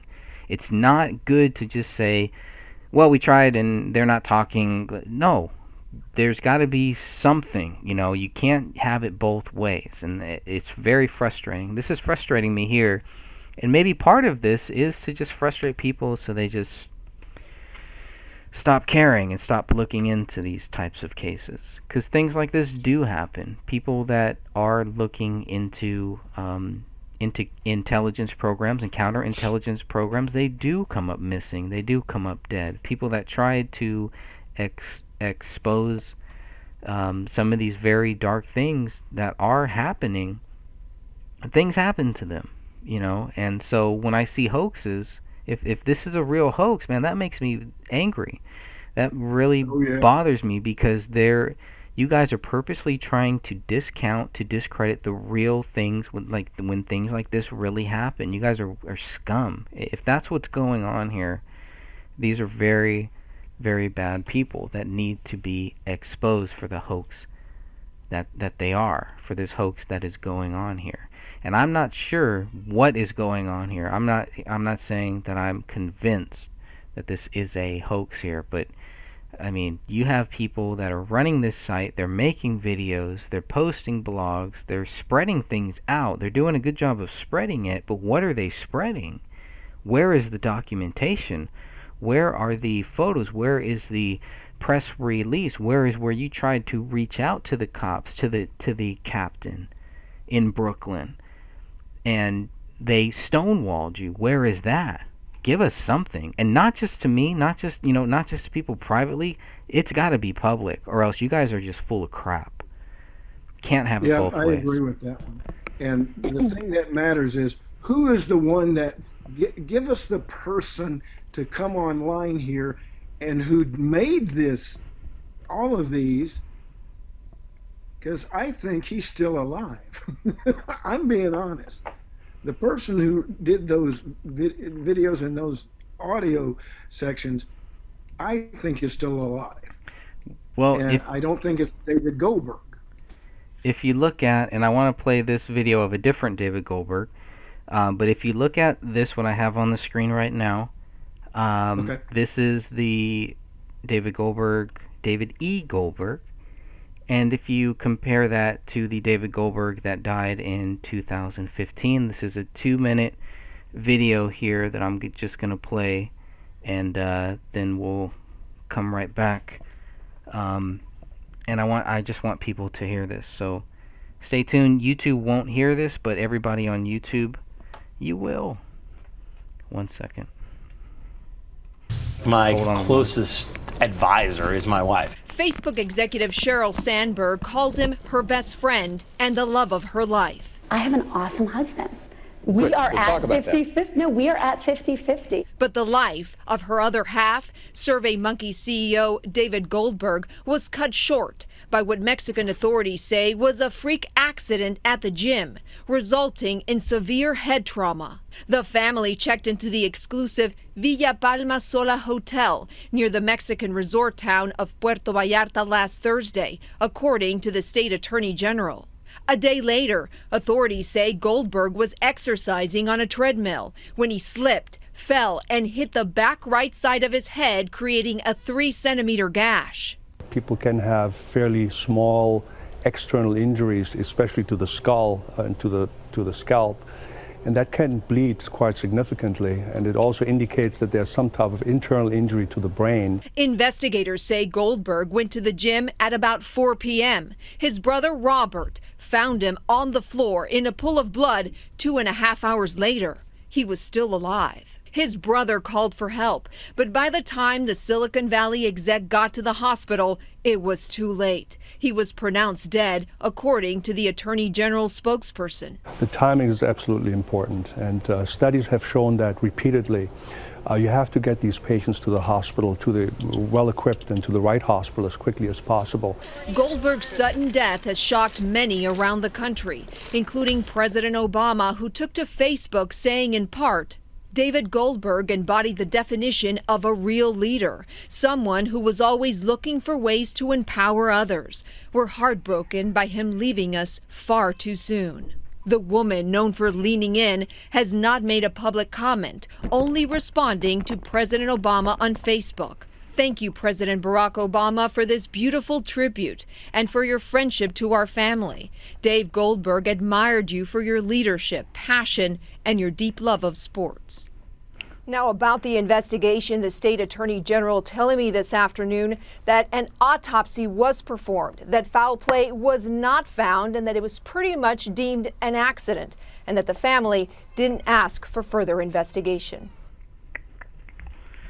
So, okay. So we're coming back now, and you can clearly see the difference between the two David Goldberg cases here, and how, what the big difference was. That was one that was in May 5th of 2015. With the guy. I'm interested in investigating his death. I know. Tell us why. I know you have some stuff on that. Oh, that is fishy. It is. He was a CEO in Silicon Valley and in Mexico. Happened, yeah, in Puerto Vallarta. Puerto Vallarta, yep. Yeah, thank you. And he just slips and falls in a freak accident, and I'm doing the quotation marks, the air quotes. Right. Yep. A 3-inch gash. Wow. And stays there for 2 hours and nobody comes in and finds him. That's when you're on a vacation. That's a perfect hit right there. I'm sorry. This this is fishy. His death is fishy. But there's an actual news story for him. Right. Oh yeah. I couldn't find anything, not even an obit for the other dude. Right. So why are these news So- sites posting it? Why are they posting this stuff? Knowing that. I mean, News sites.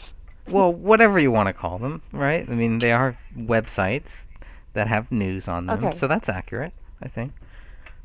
I think that they're just repeating what was put out there. Right. But like you read in that one thing, there was a disclaimer. They could not prove that things were true, so they were just reporting it. And I think there was another one in yellow at the very bottom, and there's like a box, and it was written in yellow saying that this was unverified information. That was on another link that I had sent you. Okay. So, but that means they did not have any documentation then in none of the documents that this Goldberg said he had. That's the real story. That is the real story. Why aren't they covering that? To me, that's what I would focus on. Yep. I don't know. And You know, he never showed proof that he was poisoned. He was claiming that he was poisoned with arsenic weeks before he started his videos, but he never showed proof of that. Right. There should I be. mean, anybody could say they were poisoned. But he doesn't even verify that. How do we know he's David Elias Goldberg? I mean, that's what he's telling us. There's no name. There's a hospital with no name, a place in Brooklyn with no name.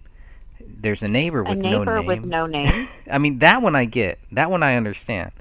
You know, the neighbor might not want to be identified. Might just want to have themselves on a news camera shown from the bottom portion, not their whole head and everything. So I get that. It's possible they don't want it to be identified. I understand that. But we don't know who the cops are. There's no name for the cops. Yeah, there's nothing. Where did he live? He lived in an apartment in Brooklyn. Where? I mean, simple things like that are not going to put anybody in danger. It's just not. It's actually going to help people like us, regular people who might be able to help them. You know, put some pressure to find out what the truth is here, but it's too generic. It's way generic. Yeah, I've never seen anything, never seen anything so frustrating like this. That is just like so irresponsible. It's very irresponsible. Everything leads to a dead end. You can't. If I was an investigator, I'd be pulling my hair out, going, "Wait a minute, how can I verify anything? You cannot." Right. We don't know if he had Well, kids. that's how I felt last night. Yeah, I could tell. I could tell. That's how you always feel? Is that what you're going to say? You know, it's like, how am I supposed to do this? I have the information, enough information to pull a background, but I can't find him. That was my biggest red flag. And then, of course, the other things fell into place because I thought, okay, well, there's got to be something in regards to him on the internet besides when he just appeared suddenly and started doing these videos. And yep, and I like what Danielle Blumenthal says. I think the story about a death phone call is fake news, not a real person. Accusation that President Trump is planting a false flag with Iran, blessed by the rabbis, also fake. I look at that from what is being presented, and I go, it smells like a rat, you know, and the name doesn't lead to anywhere at all, as Greg says. And it was frustrating to me when I was digging through this, and I'm going, if this is real, we need to find out. I need to toss this. And I'm the one that discovered this and brought it to Greg. And I said, this is weird. I didn't really want to give it to him. But I thought, this is going to be a big dead rabbit hole somewhere to nowhere. Going somewhere to nowhere. But, you know, and I didn't know that you gave it to him, and It Been was on a me. rant last It's all night. him. It's all I was his like, fault. Who gave you this crap? Blame me. blame Walter. And I have to confess, because it was frustrating me, and I'm going, where is this guy? This is either false or it's real. Let me toss it to Greg and see if we can find anything. And lo and behold, nothing. And I went, now I'm really frustrated because I'm going, there's something to this that we're not seeing though. Do y'all feel that? There's something to this. And I Yeah. like what Sophia said. This could be a missive to somebody, and we're not the somebody who's supposed to get it, but somebody was and is getting it, and it deals with the president. Yeah. And maybe it's not dealing with Jews, I doubt it, but it's about dealing with America and the United States. Okay, I see that somewhat. What can we pull from this that it actually could be in a realistic sense that's coded in this message? Oh, Yeah. don't make me go back and listen to it again. Here's another one here, in the DanielleBlumenthal.com one that was that Sophia graciously pulled up for us. Found this quickly for us. Number 4, the blog post continues. Friends of Mr. Goldberg were given access to his accounts before his passing. I do kind of find that interesting too. In one of in his last video, in David E. Goldberg's last video, according to their YouTube channel, he had a dead man switch, and that's another key word, because when I hear that, my first thought is to roll my eyes. I will be honest, Yes, but then exactly. then I'm gonna say, okay, well, now that I've rolled my eyes, now that I've gotten that out of my system, let's look at this objectively. Let's look at this, okay, what do they have, like, what was the whole plan? Are they doing whatever his plan was? How does a dead man switch work? Obviously it's different with every person, but how would this one work here, and what are they doing for that? And it seems like at that point, the dead man switch, we always hear it's going to release things, to release these documents. David E. Goldberg, in his last video that was posted there, he was reading from a document. Where is that document? If they were able to get his videos, if they were able to get these documents, where are they? Why aren't they out there? Why not put those documents out there? Things like that frustrate me. And if I would have looked at the case back in June, I probably would have stopped by this point. But I think because it's like we're almost 6 months later, what do you guys have now? You guys got to get something. You can't just sit on this stuff. You can't. You got to get something. Give us something here, or else, don't be mad when people say that you guys are full of crap and that this is a complete hoax. And if that's true, you're going to bring heat onto yourself. A lot of heat. Real heat. Yep. From real people. The kind of heat that you can't You don't run want. from. No, right. Stains. It stains. And it's interesting, they say friends of Mr. Goldberg were given access to his account before his passing. At this time, they are reviewing many documents in Mr. Goldberg's possession, some which appear. They don't appear to be top secret. They're top secret. If they're top secret, they're stamped, and they describe whose eyes can see it. In these wouldn't they be charged with a crime if they have that in their possession? Absolutely. Because and it's to classified. make that public, Yeah, and to make it public is exactly pretty dumb. stupid. Yeah, that made me see this as a red flag. Number 2, aside from the dumb name you couldn't find anything else about, that they are not for real, because if you have documents like that, you're in criminal possession of top secret documents coming from the White House, and they scan for stuff like this. They look for it, and that means even bigger. If the government's not interested, maybe they're part of it in some way. Right. You never know. Mm-hmm. I Right. don't. It could But be the a thing is, phishing thing. Yeah. Yes. Yeah, it's Yes, like a exactly. phishing scam. You know, give me $1,000 and I will send you $1 million. Send it to Nigeria. We see this thing over and over again. Yes. And yeah, number We have to 5. really remember it. This post alludes to Goldberg allegedly being aware of a top-secret POTUS plan to declare war on Iran. Now, this is an interesting one here because of what we're seeing now with what happened at the embassy, which I did have up here somewhere. Yes. And, there's some reality to that.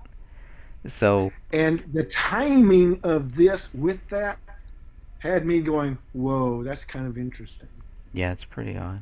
It's pretty odd. Um, Just things like that, and the whole rabbi thing. I don't know anything about the rabbis. Do rabbis bless wars? And would they bless a war with Iran right now?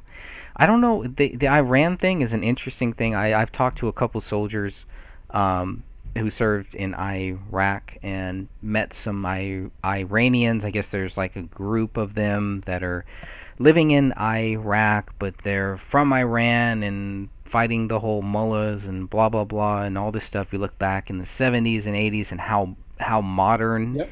things were way back when, how advanced they are, how smart they are. They're like some of the smartest people. Like there's a They're very lot of intelligent people. very intelligent, more than I was even aware of. But and it's just like this deep state, whatever you want to call it, this gray state, whatever this thing is, man, the devil is what you could really call it. They don't want that. They don't want that to be out there. But here we're kind of seeing where it's kind of like a watered down version. It's kind of what it's like, well, Trump is bad because he's a Jew or because he's supporting Jews. I do kind of see all that, all of the stuff that Trump, this is really for Trump. So if Trump makes war, if he does anything, but what I'm glad to hear is that this story did not take off, thankfully, the way that Yes. some other stories did. Unfortunately, the way that the David Crowley story did, where people still think David Crowley is guilty, and that's it. And I don't believe any one bit that David Crowley is guilty. Yeah. I do not. No, there's no proof of it. No. And if they If there followed was evidence, proof, they'd show it. yeah. And if there was any evidence that he really did it, it would have shown up there. And I don't see it. Not one bit. None of it. Right. And this is one of those things right here that when I looked at this, I went, this is just disinformation or a message to somebody, or he's nuts. There's 3 possibilities, maybe 4, that it's a government op. And I don't know where to turn with it right now. And based on all the stuff we've gotten, it seems like with everything a dead end, it points to a government type of op, or the fact that it was just somebody playing a game. But I'm not convinced this is real at this point. Hmm.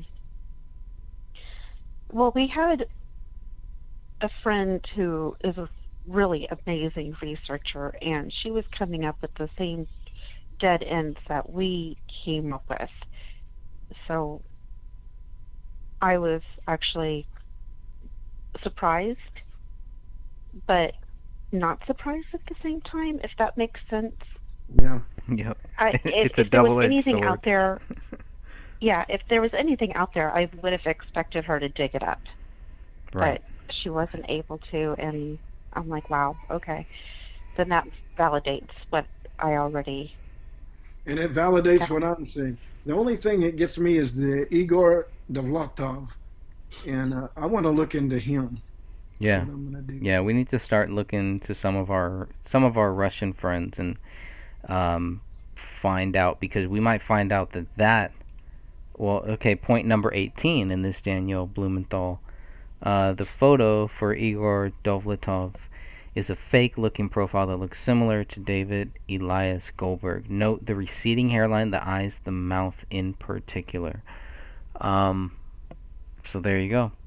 Now, I mean, looking at the photo that's posted with that, and that might be number 17, but it is kind of weird that there's like really just one or two photos out there.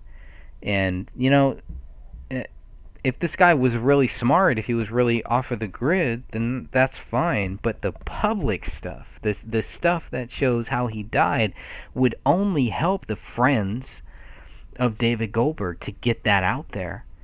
Why aren't they going after that instead of them telling me how bad Trump is and I need to be ready? I mean, let me pull up some of these videos to kind of see what they're talking about. How to get ready. There's like AI, they can replace me. There might be somebody else out there looking just like me out there right now, posting just like me, but it's not me. Yeah, okay, you guys can get all of this stuff, but you can't give me the simple documents to show me who this guy is, to just prove who he is. That's a big problem. They got all this help for us. Yeah. Without proving who he is, the help means pointless to me. It's nothing. It means nothing. I mean, that's the simple thing, and if they're scared to go after those documents, point us in the right way. We'll gladly go after those. We'll gladly get the public documents from the public sources. Oh, yeah. But I mean, come on. This is not how you go about being a friend of someone that you think was killed. And that's what they're saying. So, can't have it both ways. And they're saying something that's quite insane, that the Jews, and this is always what the Jews are out to get. They're out to get you. Watch out for the Jews. And I go, no. That's another thing that stands out to me. Yeah. And I knew some very prominent Jews, Moishe Rosen, Jews for Jesus, and his wife Seal, and they weren't, and they knew of all the junk that goes around being Jewish, and they said there's always a constant, and it's like some Jews like to stir that up so they can jump up and say anti-Semitism. Sometimes they stir up things to bring trouble that they can point out and say, oh, that's wrong, you shouldn't be doing it. And then there are those that I see and have run across, and that are simply, they don't like the Jews and like to stir up problems for them wherever they can and in whatever way it can. And that's another thing to think about, is the fact that somebody may have something against the Jews. Possibly Russia. That guy sounds kind of Russian. Is he a Russian mole that's simply planting crap to get America stirred up against the Jews? Well, that's a possibility also. And that's a huge thing that made me so sick to my stomach while listening to it. It's like, I can't listen to stuff like that.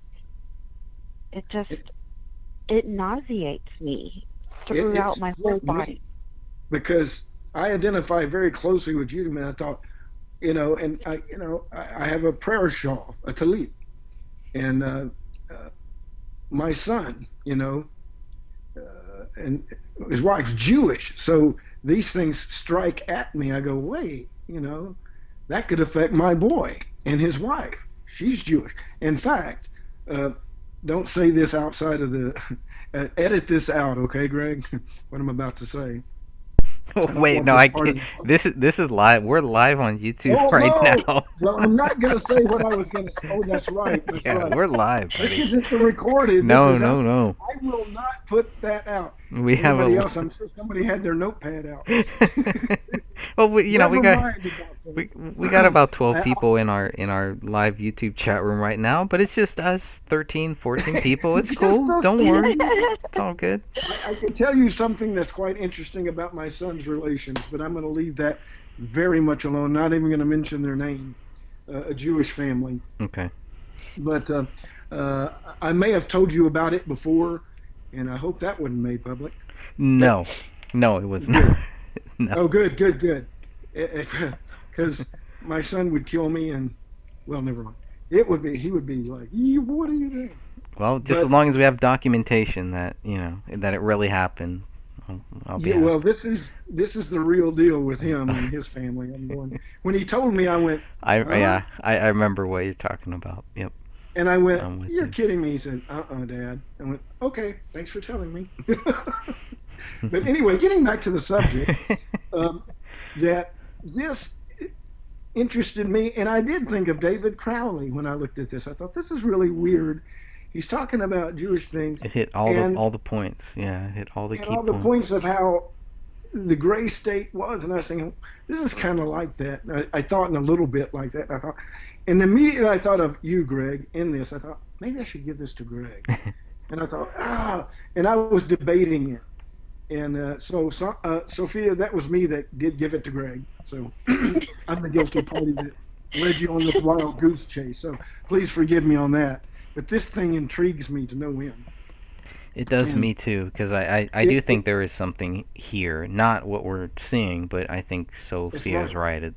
There's a message It's here. layered, Yeah, and it's very something layered. is here.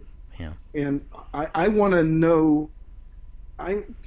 Stuff like this just drives me It nuts. Where I does. I have to know. know what's up. Me too. It does. I I say, know. come on. I want to find out more, and I am going to go to the site and look at all their videos and everything, because maybe that's the point. It was How to. many subscribers do they have for their site? They have a It's quite lot. large. Yeah, let me They've got pull a that lot. up. They have over 5,000 subscribers. Wow. 223,000 views total for the channel, and that's from 2019. Most of the views, though, look like they're from his post death stuff. So no, actually no. I'm looking at some of his older stuff. He kind of gets about I mean, even his first one got 12,000 views. His first video on here. That's really good. Now that could be paid because there are things you can do very easily, and you can get thousands of paid hits. It can be easily done, easily. So, but after he died, the one where they posted his final words, that's gonna hit 100,000 views. That was posted 4 months ago. That one is the big one, and that's the one that I've watched and played over and over again, because that 26 minutes, that is obviously that's the one that's meant for me. It's meant to pull me in. And I don't know if people have watched that. They get pulled in looking at the police state. Anyone who understands that, this video is meant for you. It's meant to pull you in, to get you thinking, to remind you of things that we were hearing back in 2012 by the same opposition groups. It was all fear tactics, which was something that I thought David Crowley got himself involved in. He was part of the fear porn. When I say that I thought Gray State, the 2012 trailer, was fear porn, that doesn't mean that I thought David Crowley was purposely spreading fear porn. I do want to make that clear, because I don't know if I ever have, but he was around a lot of people. He was influenced by a lot of people. David Crowley would contact a lot of people before he would do anything, before he would put things out there. There were a lot of people that he was constantly asking questions to, getting their advice about, and then later on, those same people are the ones that he's shutting out of his life, that he doesn't want to be part of. So, but this video, it's the David Goldberg's final words with a classified document. So, of course, classified documents reveal deadly Project Zypher and Project Pogo. And what's weird is that one was posted 4 months ago. Then there's another one, David Goldberg's Secret Phone Recordings Part 1. It's 17 minutes, posted 2 months ago. That one only has close to 7,000 hits. That's a big jump. So I don't know if people watched his final word one and then were like, okay, flags are going up, so they stopped. But that's a big drop. It's a big gain, but it's a big drop. Yep. Seems like there was a loss of interest, to say the least. And that's what I was thinking. I was about to drop the whole thing and go, I don't want to deal with it. But then the thing that bothered me was, what if something is in this? Right. They always keep you guessing. Yeah, they always. Well, maybe there's a little And truth. did you agree that this was good to give it to you? Oh Greg? yeah, definitely. Okay. Because I was debating real hard. I was going, no, this is junk. I mean, usually I'm like, because even with like Sandy, with the Sandy Hook thing and some other things that are hoaxes, the whole Vegas thing, I found myself being very balanced, very skeptical, saying, well, maybe it's not a hoax. Maybe Sandy Hook is not a hoax. Maybe the Vegas shooter, maybe he was able to kind of do this, which is not true. But with this, it was just like, this is different. This is like, it's like a Hulu show. You know, it's a Netflix series is what it feels like. It feels like this is somebody's pitch to say, hey, I can make this movie. Look, I got all of these hits. Let's make a movie about this, And this is the bad side for YouTube. And so whoever these friends of David Goldberg are, and I've reached out to them. I just left one comment. I couldn't find them on Facebook. It's like, why aren't you guys start a YouTube channel? Are you on Facebook? Is there anything that you guys are doing on Facebook? I haven't found them on Facebook either. But I don't think you're going to get a reply either. But if they really want to get this message out, if they really want to get justice for this person, I'm just not seeing it here. And that bothers me because it's a very stark message that he puts out there. Yeah. And their friends that are wanting to get that message out, I don't see it. No, right it just looks like a carbon copy of something else. I don't know. I'm just having a hard time with this. And this might be the first time where I'm like, yeah, this is a clear hoax. And that's what I wanted to do. It intrigued me so much as that this is a hoax. I know I don't want to follow it. It's just going to be wasting my time. But something in the back of my mind says there's more to this than what I am seeing. Well, hoaxes aren't a waste of time, though. I mean, we have to remember that, too, because there's a reason why somebody would create that hoax. And if you can pull back that curtain and find out who the man is behind that curtain, maybe it'll help with some of the things that aren't a hoax. What if it's Soros? It's all tied. It's all related. You can go as high as the one evil, and and I don't know. I mean, I hear a lot of this stuff about anti-Jews, and I'm like, I don't really care about Jews. I don't really care about what they're doing. It's not something that ever really concerned me in my spiritual journey. No. Not every Jew is out to. The Jewish state is not out to get everybody. They may do certain things, and they may have been involved in certain things in the past. However, not every Jew in government, whether it be Netanyahu and Mossad, is out to knock the United States. Well, and then some of them are like, they're German Jews, and they're Russian Jews, and they're this Jews and that Jews, and it just gets to the point where it's just like, what are you guys talking about? Evil is evil. I'm not going to sit here and say that every Jewish person is evil. But I'm not going to say that, just because they're Jewish, then I have to be scared to call them out on certain things either. Oh, yeah, definitely no, it's just, they're either a good person or they're not. And I'll do some calling out, and I've done some stuff calling out. I'm not afraid of them because, I follow their king. and a lot of times they are fighting him. The Jewish state does fight against Christianity as a group in a sense that they say that that's not real. Right, but who created that? The Talmud says some pretty nasty things, Right. whether it's Jerusalem or the Babylonian. And they're not things that, if you read those as a Christian, you'd be going, "What? No, no." It's certainly Jewish centric for certain. That's what people are talking about when they're talking about it's the Jews. No, no, no.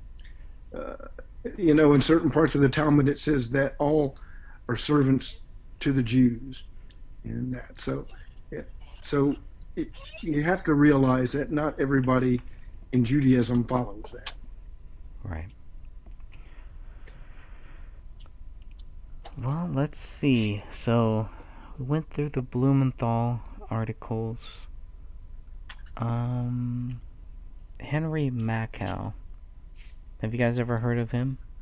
No, I him don't. I have not. Yeah, I don't know No. that much about it either. But this one is more kind of like leaning in. Well, you know, I don't know. It seems like a lot of people did a good job of just calling all this stuff out, even way back Yeah. when.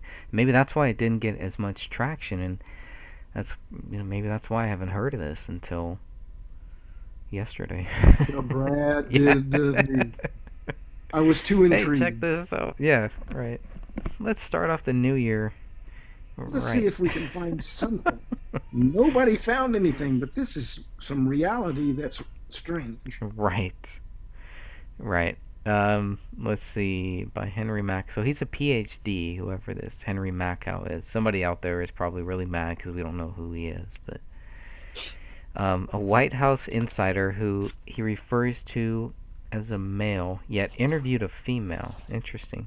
Supposedly gave Goldberg a trove of documents and memos which indicate that the Kabbalists fear the increasing awareness about Zionist plans for a tyrannical world government based in Israel.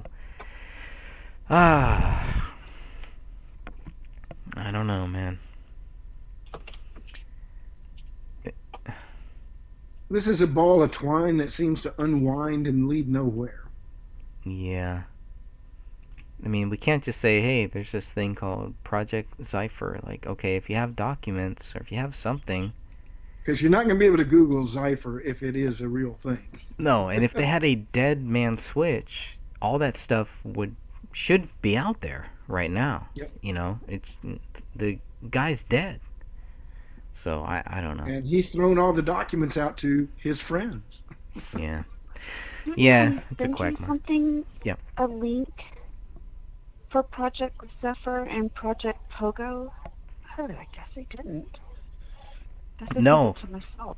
No, I'd like to find anything on that. Everything I found leads back to this same person, the same source. Yeah, if you want to send me something on that, if you have that, that would be great. That's what I'm looking. I Okay. usually send myself when I'm doing this. So give me 1 second. I think it's Israel Today News. Friends of David Crowley. David Goldberg. Yeah, we had that I'm one. not David Crowley. David Goldberg. Yeah, I know. So I got sorry, folks. you. No, I know. It's still Thursday, right? Technically, depending on what country you're in, yes. Yeah, I'm so confused lately. IsraelTodayNews.blogspot.com. Yes, there was a link for Project Zephyr and Project Pogo, and transcripts of David Goldberg's secret phone recordings, Part 1, classified documents, David Goldberg, and future disclosure. Yeah, okay. Yeah. Okay, here we go. More details on Project Pogo, Zephyr, and the AI. Yep. So. Yep.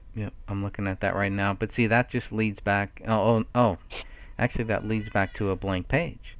Sorry, this page you were looking for is no longer. So it's kind of like even they might have gotten duped and were like, oh, we shouldn't have reported this. We shouldn't have moved too far. That type of thing I see happen a lot, where it's kind of like, it's the old trick where you kind of post something on Facebook and then you later realize that it's not true, so you take it down, which is what you should do. Just, Exactly. take it down. But if the whole article, if the whole thing is based on that, it's kind of like the whole Trump thing, where all these things, these trumped up charges against Donald Trump are just based on nothing. And so it just leads nowhere. But at that point, it's kind of like, well, you can't go backwards. And, these sites get so many hits that they need for money to keep their thing going. So that's how they get more hits. The more clicks that they get, the more money that they make, etc., etc. So to take down this stuff is not going to help them. So it's good that we're seeing some of these things being taken down, but yeah, it's just and I don't know. I do feel like somebody did contact me way back in June, because some of the stuff, especially when I was listening to this guy Tom, and I was listening to some of the videos, because after David Goldberg dies, then right after the 95K view video of David Goldberg's, after his final words, then the next one is titled David Goldberg's Secret Phone Recordings Part 1. It's 17 minutes, and it does have a lot with this guy named Tom. And he stuck out to me for a couple reasons. Then, every other video that's been made since then is with this Tom guy. So, I don't know. It's just, it's some interesting stuff, but what I would like for this Tom guy to actually do is to help us get some factual data. What is this trail lead? Yes. Give us, help us find out, where did David Goldberg die? Where was he living? Give us an address. Give us a precinct. Give us a case number. Do you have a case number? Have you looked at any of these documents? Have you tried to get any of these documents, or are you just making videos as his friend? And they have a Netanyahu. Are their videos monetized? Very good question. I don't know. Making those kind of hits, you have to think about that. I mean, the last ones are only, like the last 1, 2, 3, 4, or 5, 6. The last 6 videos are all under like 6K. It's not that many, but I mean, for just a couple days, like the most recent one, 28 minutes, 29 minutes, got 2,300 views in 3 days. Those look like raw views, like regular views, so it's like, are they just building a following to something? These videos that you guys are putting out, put out David Goldberg stuff, put out some more of these phone stuff, put out some of his stuff. I don't really need to hear from this guy named Tom. I need to see what the documents are. I need to see why Tom, has helped us get these documents. Get some factual data. Let's find out where David Goldberg was staying at.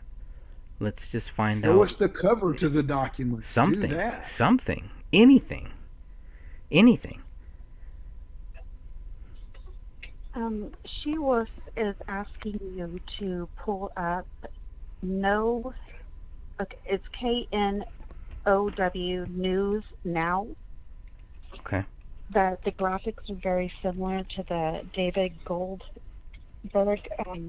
graphics. Is it a YouTube? Oh, okay, it's a YouTube channel. Let me go back.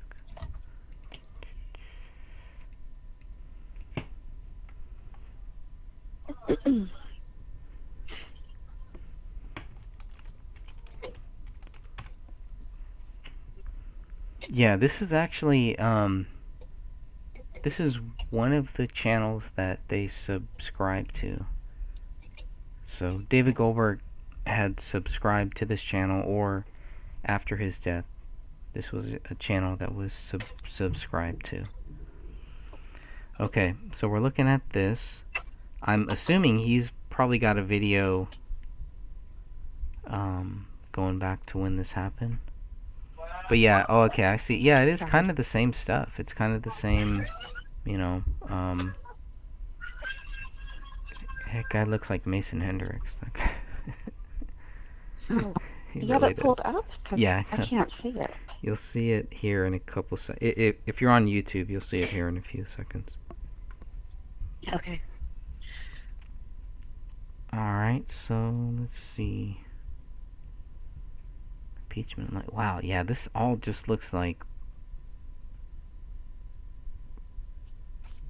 This just looks like Shill and Troll Central. Wow. Yeah. Okay, so let's go back and see. And this is one of the channels that he was subscribed to. Just gonna try to pull that up. That YouTube channel. Okay.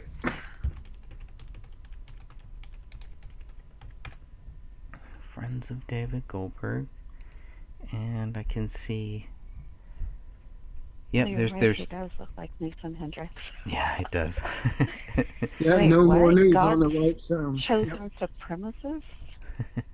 Wow.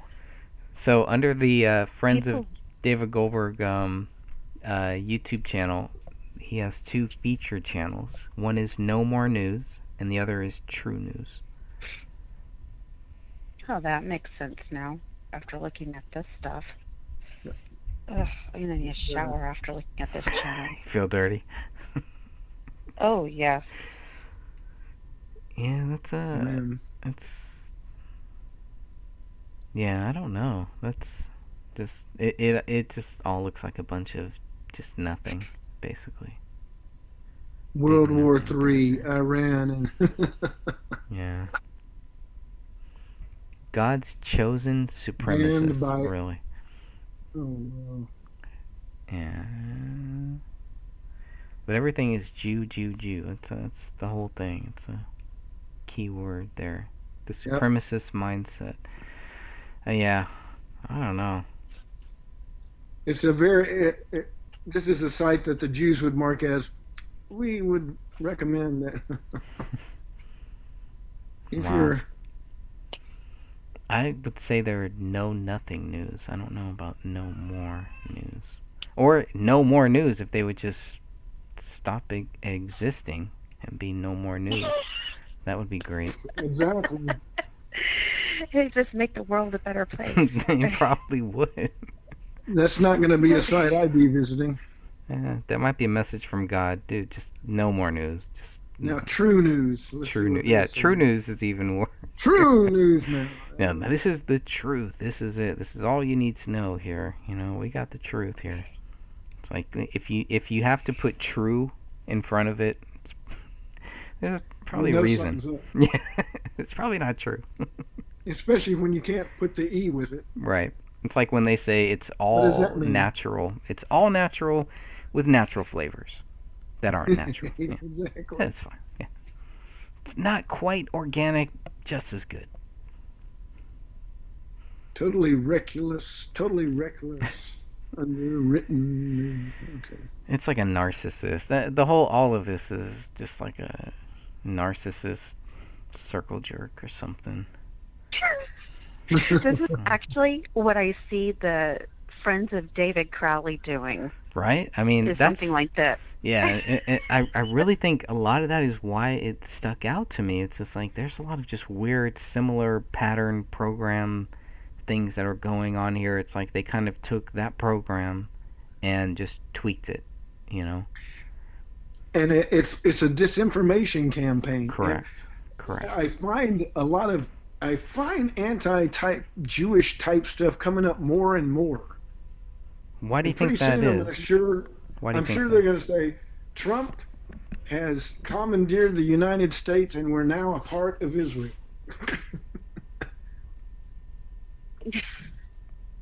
and we have to get a code that we're now part of the Israeli second state. Report to your local synagogue.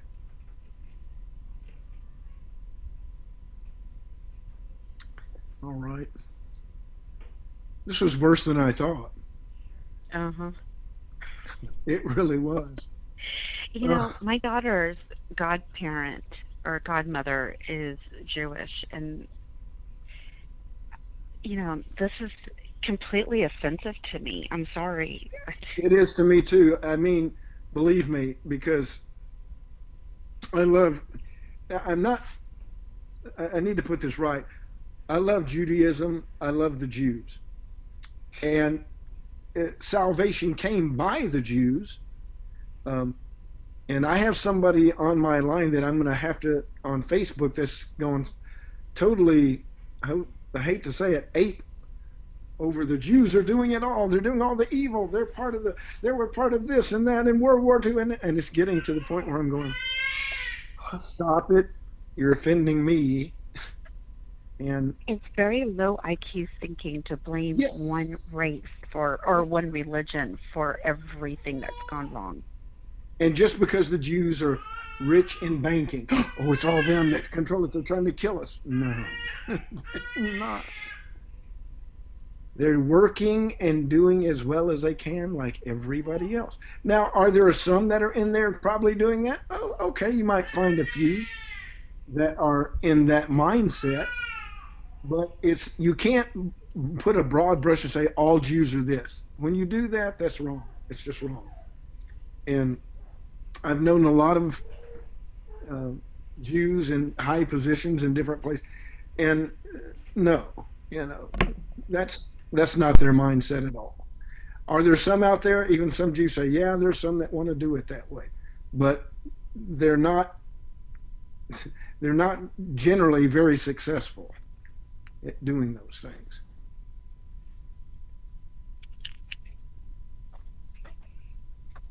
And I married into a Jewish family. They were actually Lindberghs, was what their name was. And they changed it. Every Jew does this.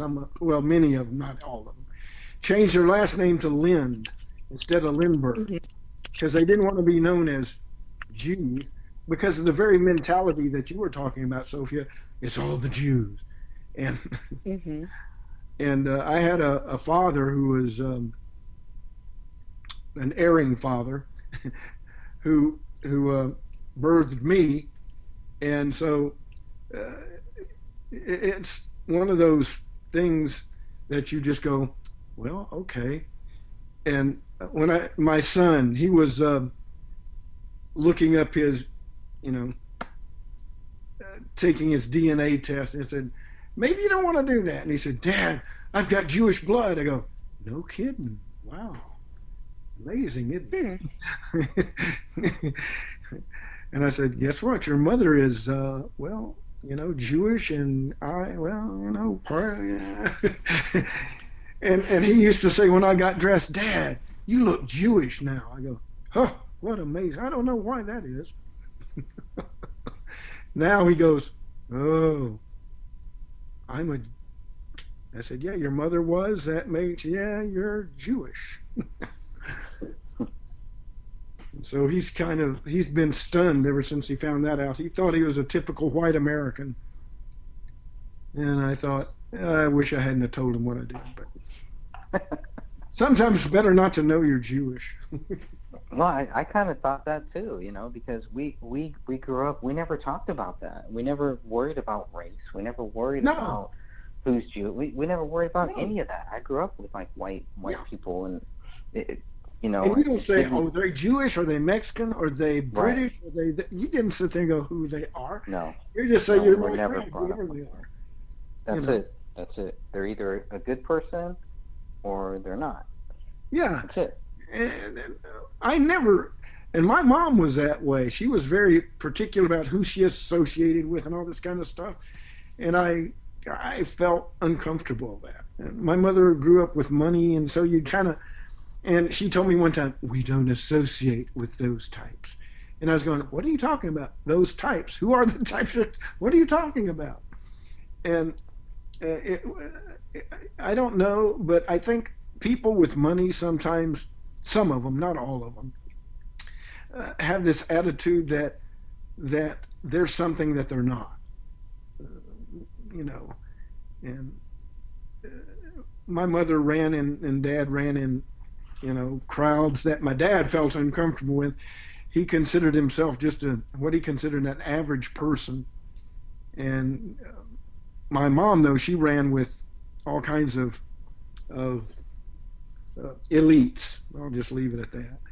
And they were trying to pull her up, so to speak, and giving her business plans and things to do and I'm glad that they didn't. They wanted to make her a billionaire because of her attitude. And I thought, oh no, don't do that. And my mom said, she finally said, nah, I'm not going to do that. And she was headed a direction that would have been uh, notoriety and a socialite type thing. And I thought, oh my gosh, would have been bad news. I wouldn't have liked it. I would have disappeared. Well, I also want to thank everybody who's in our comment section right now. I want to make sure that we recognize all the people that are in our live YouTube comment section right now. So I want to just thank everybody there, and there's a lot of good discussions going on there. She-Wolf is saying, No News Now is worse than David Goldberg. I think David Goldberg is just an extension of No News Now. Yep. So, yeah. It might have worked for them. I don't know. Right.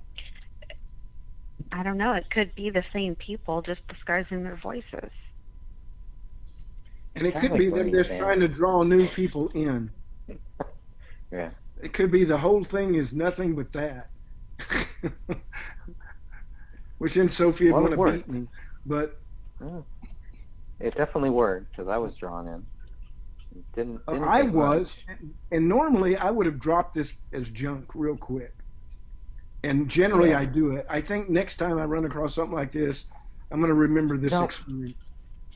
Yeah, but but these things need to be talked about too, because if we don't, and if we don't try to expose these things, they're just going to think that they can keep doing it.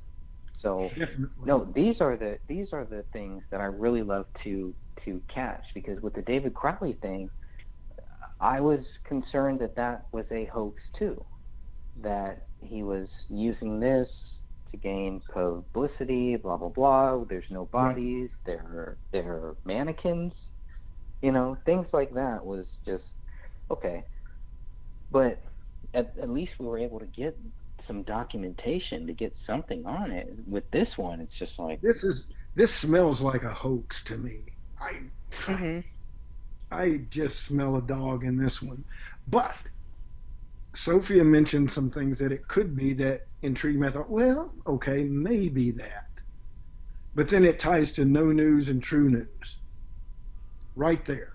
And I'm going, and that's the only two. And they're both the same thing as what we have with his stuff. I don't know how much. I'm going to look at it some more. I'm going to the Igor Dovlatov is the one I'm going to kind of look at, and it seemed like Danielle's looked at it and considers it a fake whistleblower thing.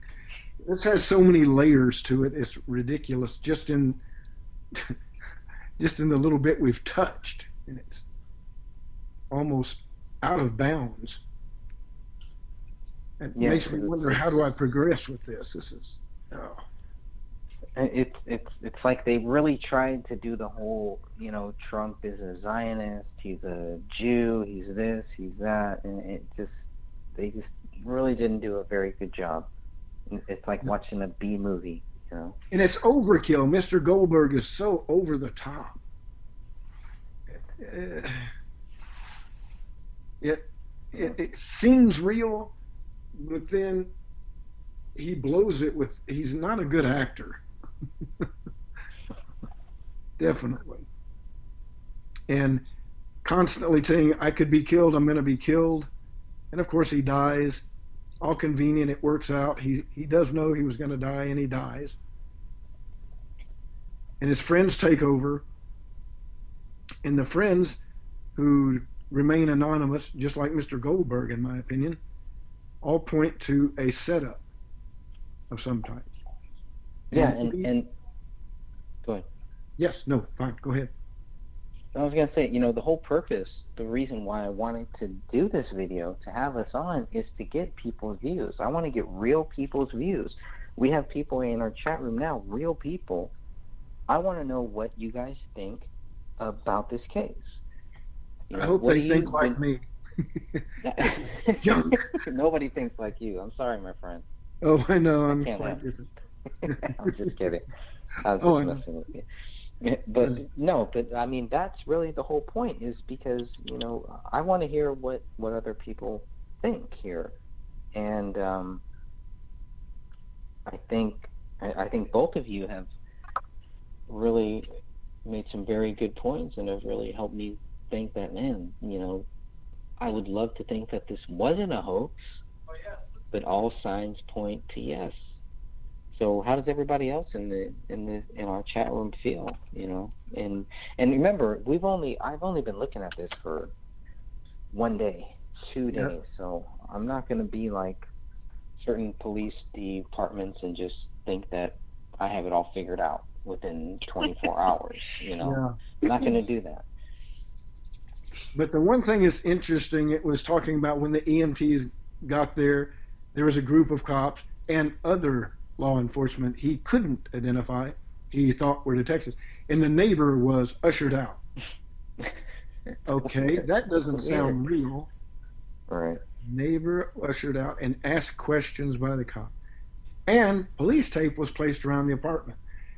I see that there's a problem with that chronology there. Do y'all see that? Yeah. There's a problem. It's they're in there. There's a bunch of police now. There's no police tape up. He's ushered out, and police tape was placed around the apartment. That doesn't make sense. When police first get there, they tape off an area of a murder scene immediately to keep everybody out. And that does not make sense. At least in my opinion. Yeah. Seems like it's out of touch and not really how police do their work. When they get there, they immediately secure a scene. That's their first job. And he's talking about people he couldn't identify. He was there, thinking they're detectives. And the neighbor, who's the neighbor? What's he talking about? Was quickly ushered out. Sounds like another over-the-top event to convince us. Tell the story. Yeah, it does. A poorly written one.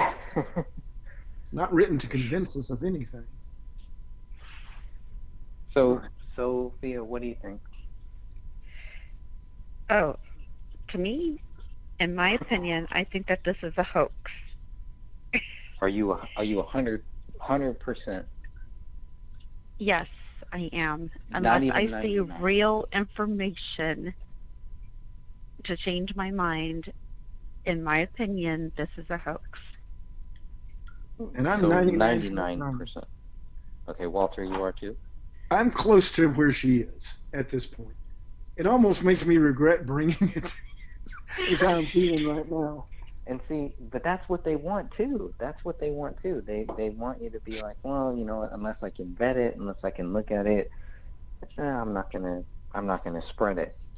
But this kind of shows that there are people that are purposely out there spreading false stories, that like to spread false things, that don't care, that don't research, that just want hits, that just want views, just want clicks.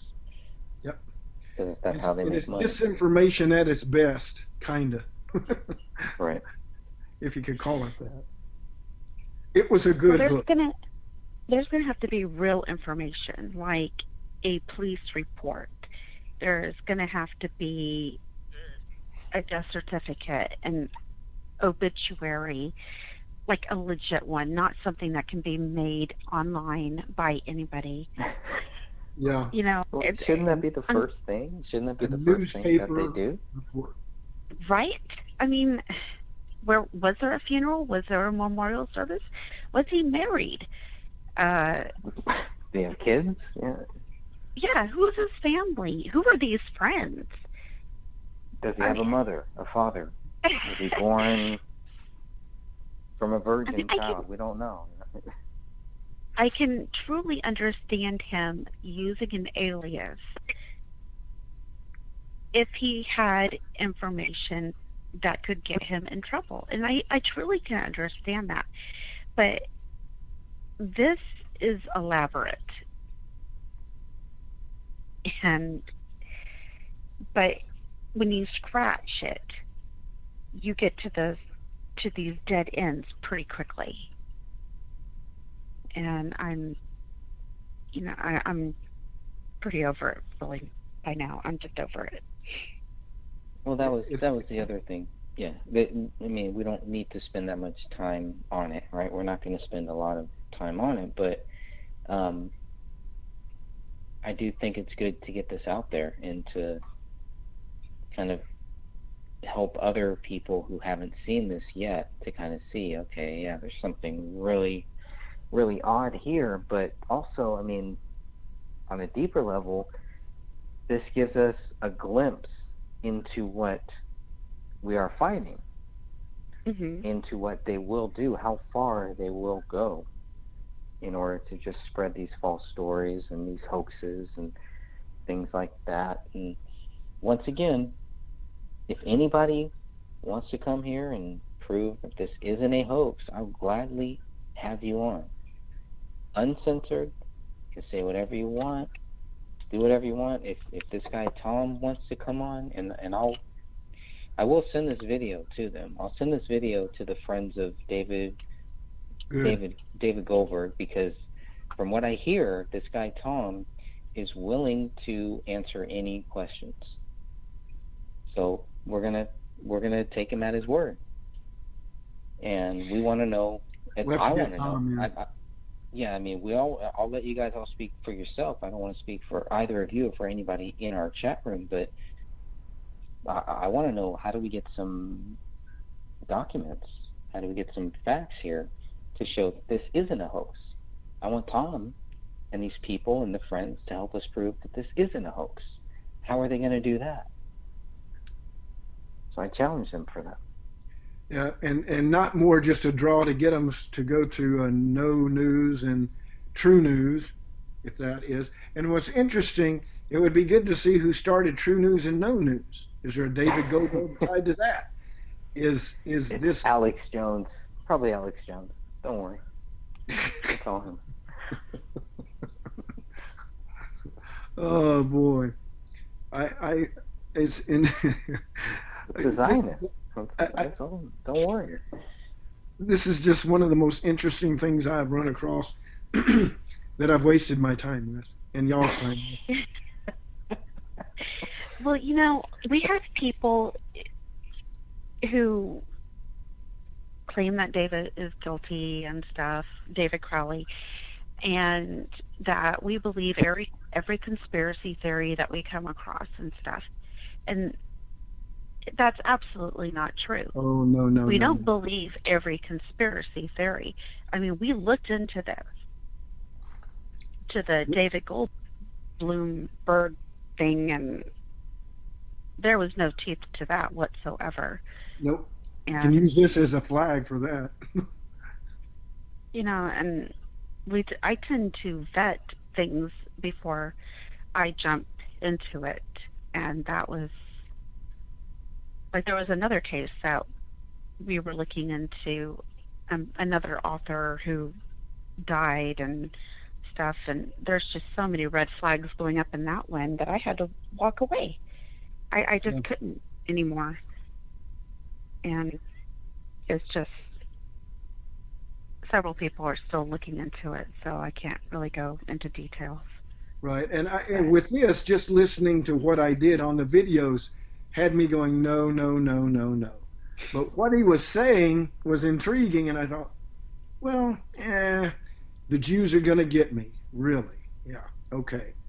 And and with all the stuff that he was saying about that, the thing is, I thought, and unfortunately or fortunately, depending on your point of view, I thought of Greg, and I thought, yeah, let me toss this to Greg, and I'll see where this goes. And in my mind, I was going, oh, I know this is not going to go anywhere. I happen to be proved correct, and I will just next time I'm going to discuss it and be a little more in your face, saying, I don't think this is anything, but take a look at this bogus crap. And yes, we do have to get information out there. And one of the things I think is that they're going to try to spread more of this out. And it might be good to identify it as crap. That I do agree with you, Greg. Totally.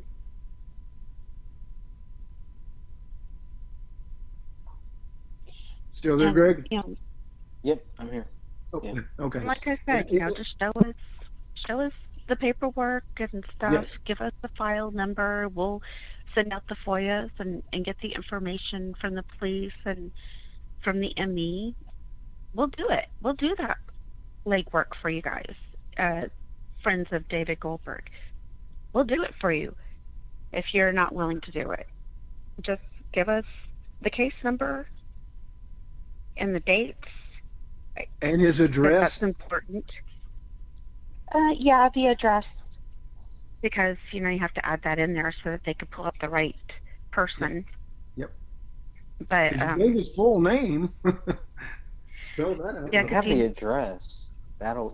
We can find out where that precinct is, and that'll narrow down our search. But it's important. But I'm kind of feeling that these people are not going to be in contact. This might be a one-person operation. I don't know. I got the feeling after listening to the very first video that Greg had up. Yeah. It was like a bad nanny episode with the accents and everything. It was so over the top. And I felt like I was just watching The Nanny again with Fran Drescher and yeah. I remember that show. I remember that show. Oh yeah, I do remember that show. I used to watch it, believe it or not. Yeah, that was a good show. I liked it. But you know what I'm talking about with the accents and everything. Yeah. Like, oh my gosh. What are we listening to here? And it seemed to change even through the sentence and through his enunciation and diction.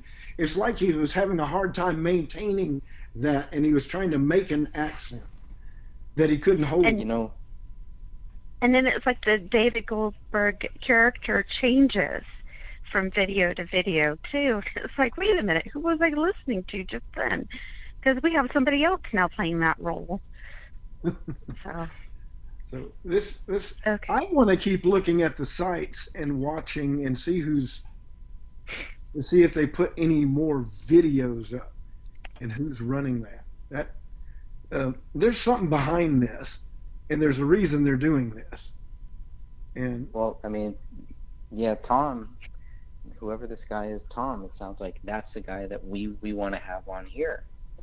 Oh yeah. Answer questions, to help us out, man. We're trying to understand where you guys are coming from. We really are, but you're not giving us anything. Yeah, and I would be surprised if it was a bunch of Jews just trying to find out how many anti-Semitics are out there. Although there might be somebody who's that deranged that in the Jewish sector says, I'm going to see and test the waters, Not that I think that is true, but the thought does pass through my mind. And which I don't like the thought that anybody in the Jewish sector would do this. Of course, David Goldberg says, I'm a Jew and but he didn't sound Jewish. In my opinion, sounded Russian. I don't know what y'all thought about it. Who is this? Yeah, there was a little Russian in there. There's a little Russian in there. Yeah. maybe the Democrats are trying to bring this Russian collusion together, and they're using this as as a last ditch effort. Maybe that's who it's meant for. I mean, I don't know who David Goldberg's target audience was. Neither do I. It certainly wasn't the Jews. Yeah, we got that figured out. We got that pretty straight. Oh, you got a good point there. But did he have a target audience? Who was he targeting? It seems like he was targeting all Americans who are truth seekers. That I got out of it. That's what came out. And that was interesting. That was the intriguing part to me.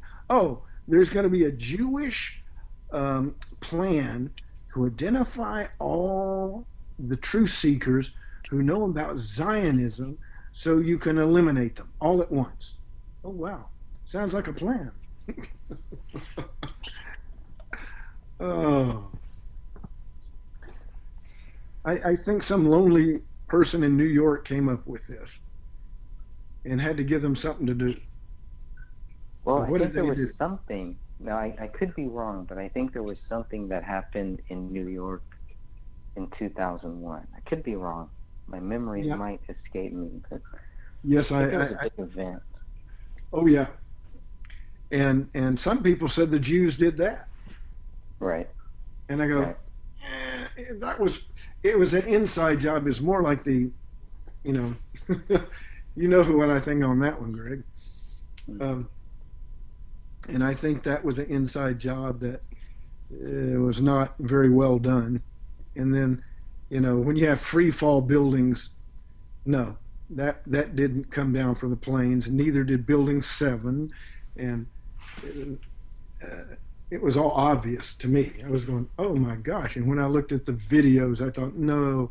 And I saw blasts, and I heard that there was thermite in there. And I know about thermite. I dealt with it in the military. And I go, whoa, that building was taken out by military sources.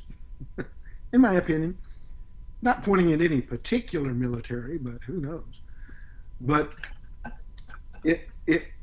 now this David Goldberg is interesting in the fact that they give just the name, his age, and in New York.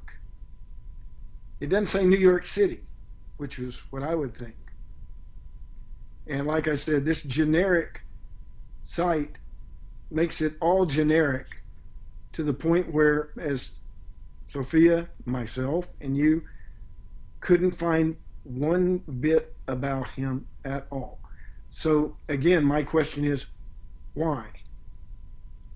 Except for getting true news and no news on the map, okay? About the same thing that he had on his site. And unless it was like code for something else somewhere else to bring secret agents to the site to get data, I don't. I find this almost funny, especially with his accents and the way he was acting and the way Sophia says different actors playing the part, sounding different. I don't know what to make of this right now. I really don't. But it's interesting. Need to get more information. Now, She-Wolf found a Goldberg that died from East Hampton, New York in 1997. But she said that she was not able to find anything in 2019, that there was still one David Goldberg in New York, in Brooklyn, but she's looking at Find a Grave website, and there was none that died in 2019. And Might let's check see here. 2018.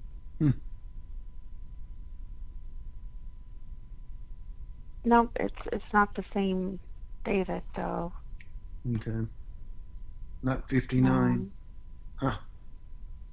But he has a legit Jewish tombstone. Oh, wow. It's in Hebrew. It's beautiful, actually. I think Greg wanted me to put it up. Yeah. I'm not. Can I send it to you? Because Yeah. I'm not connected to that. Let me see here.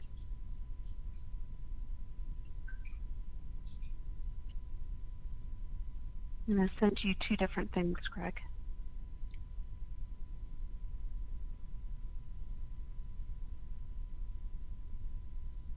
I think that's all that she sent me.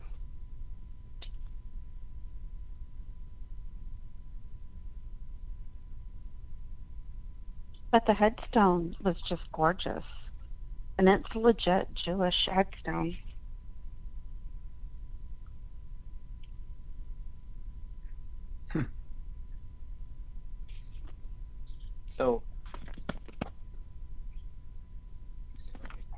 So it's basically showing that there's no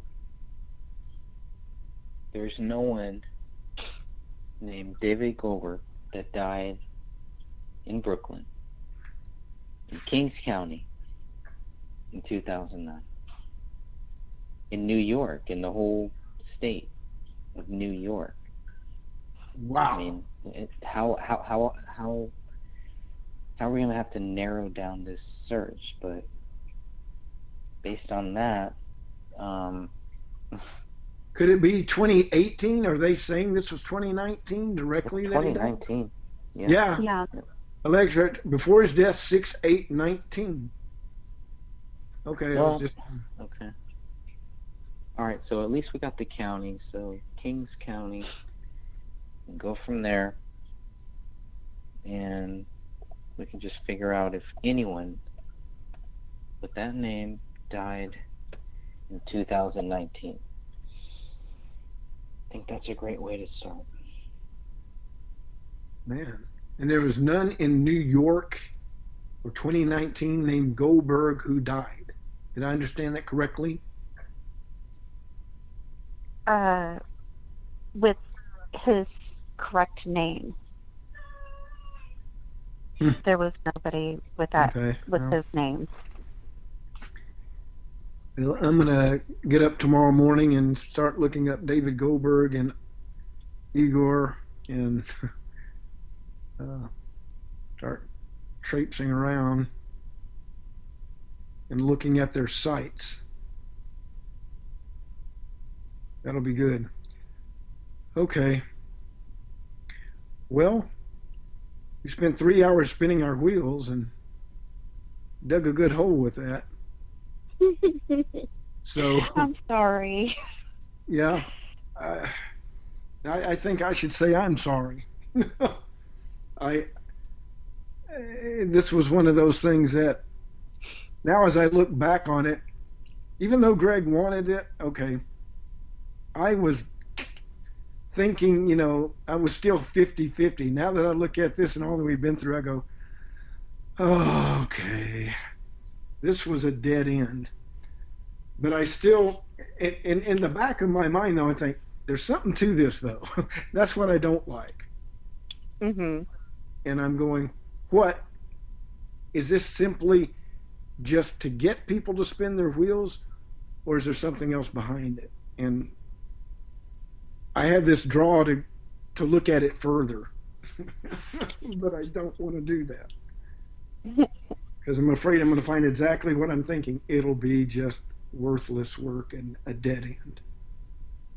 Anyway, I'm going to wish you both a good night, and with apologies, and with apologies to you, Greg, and you, Sophia, that it didn't turn up anything.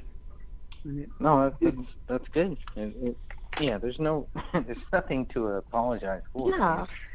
Yeah, we're just looking at this. So we're just looking to see what is true, what is not true, what is fact, what is not fact. Like, this is what people need to do. This is how you work through it. Yep. You don't just take it for granted. You don't just say yes. You don't just say no. You gotta look at it from all different sides.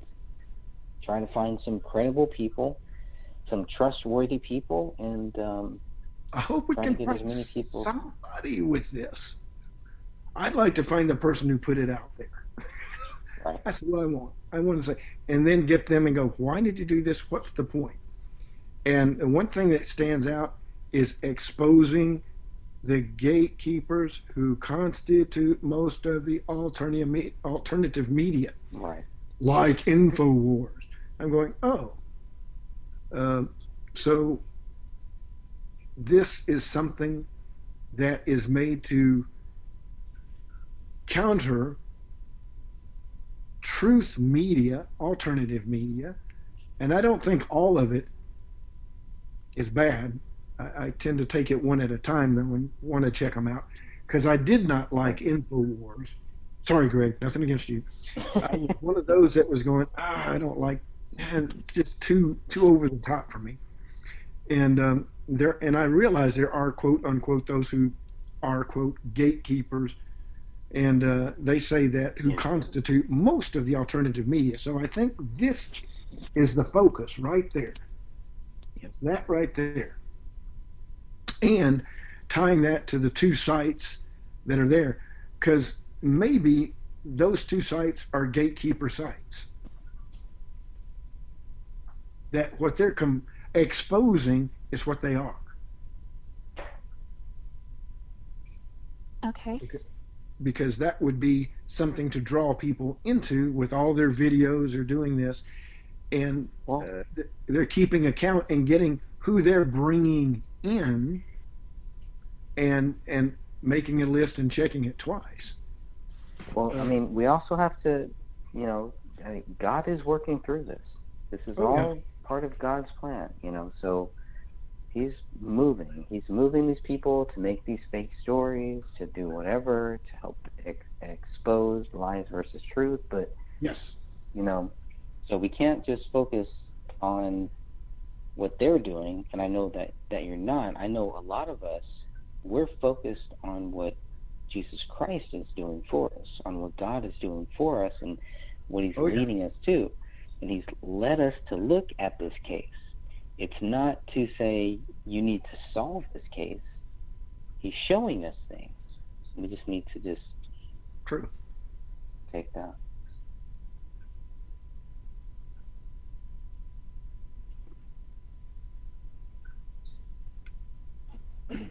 We just got to see where the trail leads in. That's it. Well, it all leads back to the same place, right? Yes, it all indeed. leads back to him. That's basically it.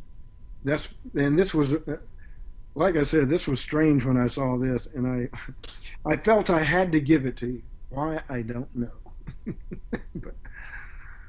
but anyway, with that, this is Walter Bradley saying good night, and it was this is a great completion of your day. Sorry, Greg.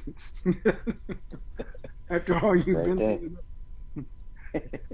Guess it's the exclamation point at the end. All right. Sophia, it was nice having you here. It was nice talking with you and working this case out. Or lack of something. Yeah, there we go. Anyway, and I wish y'all both a good night. Y'all take care and sleep well. And we'll come back again, and next time I'll have something relative. It's all good. Thank you, Walter. Thank you, Walter. Thank you. Have a good night.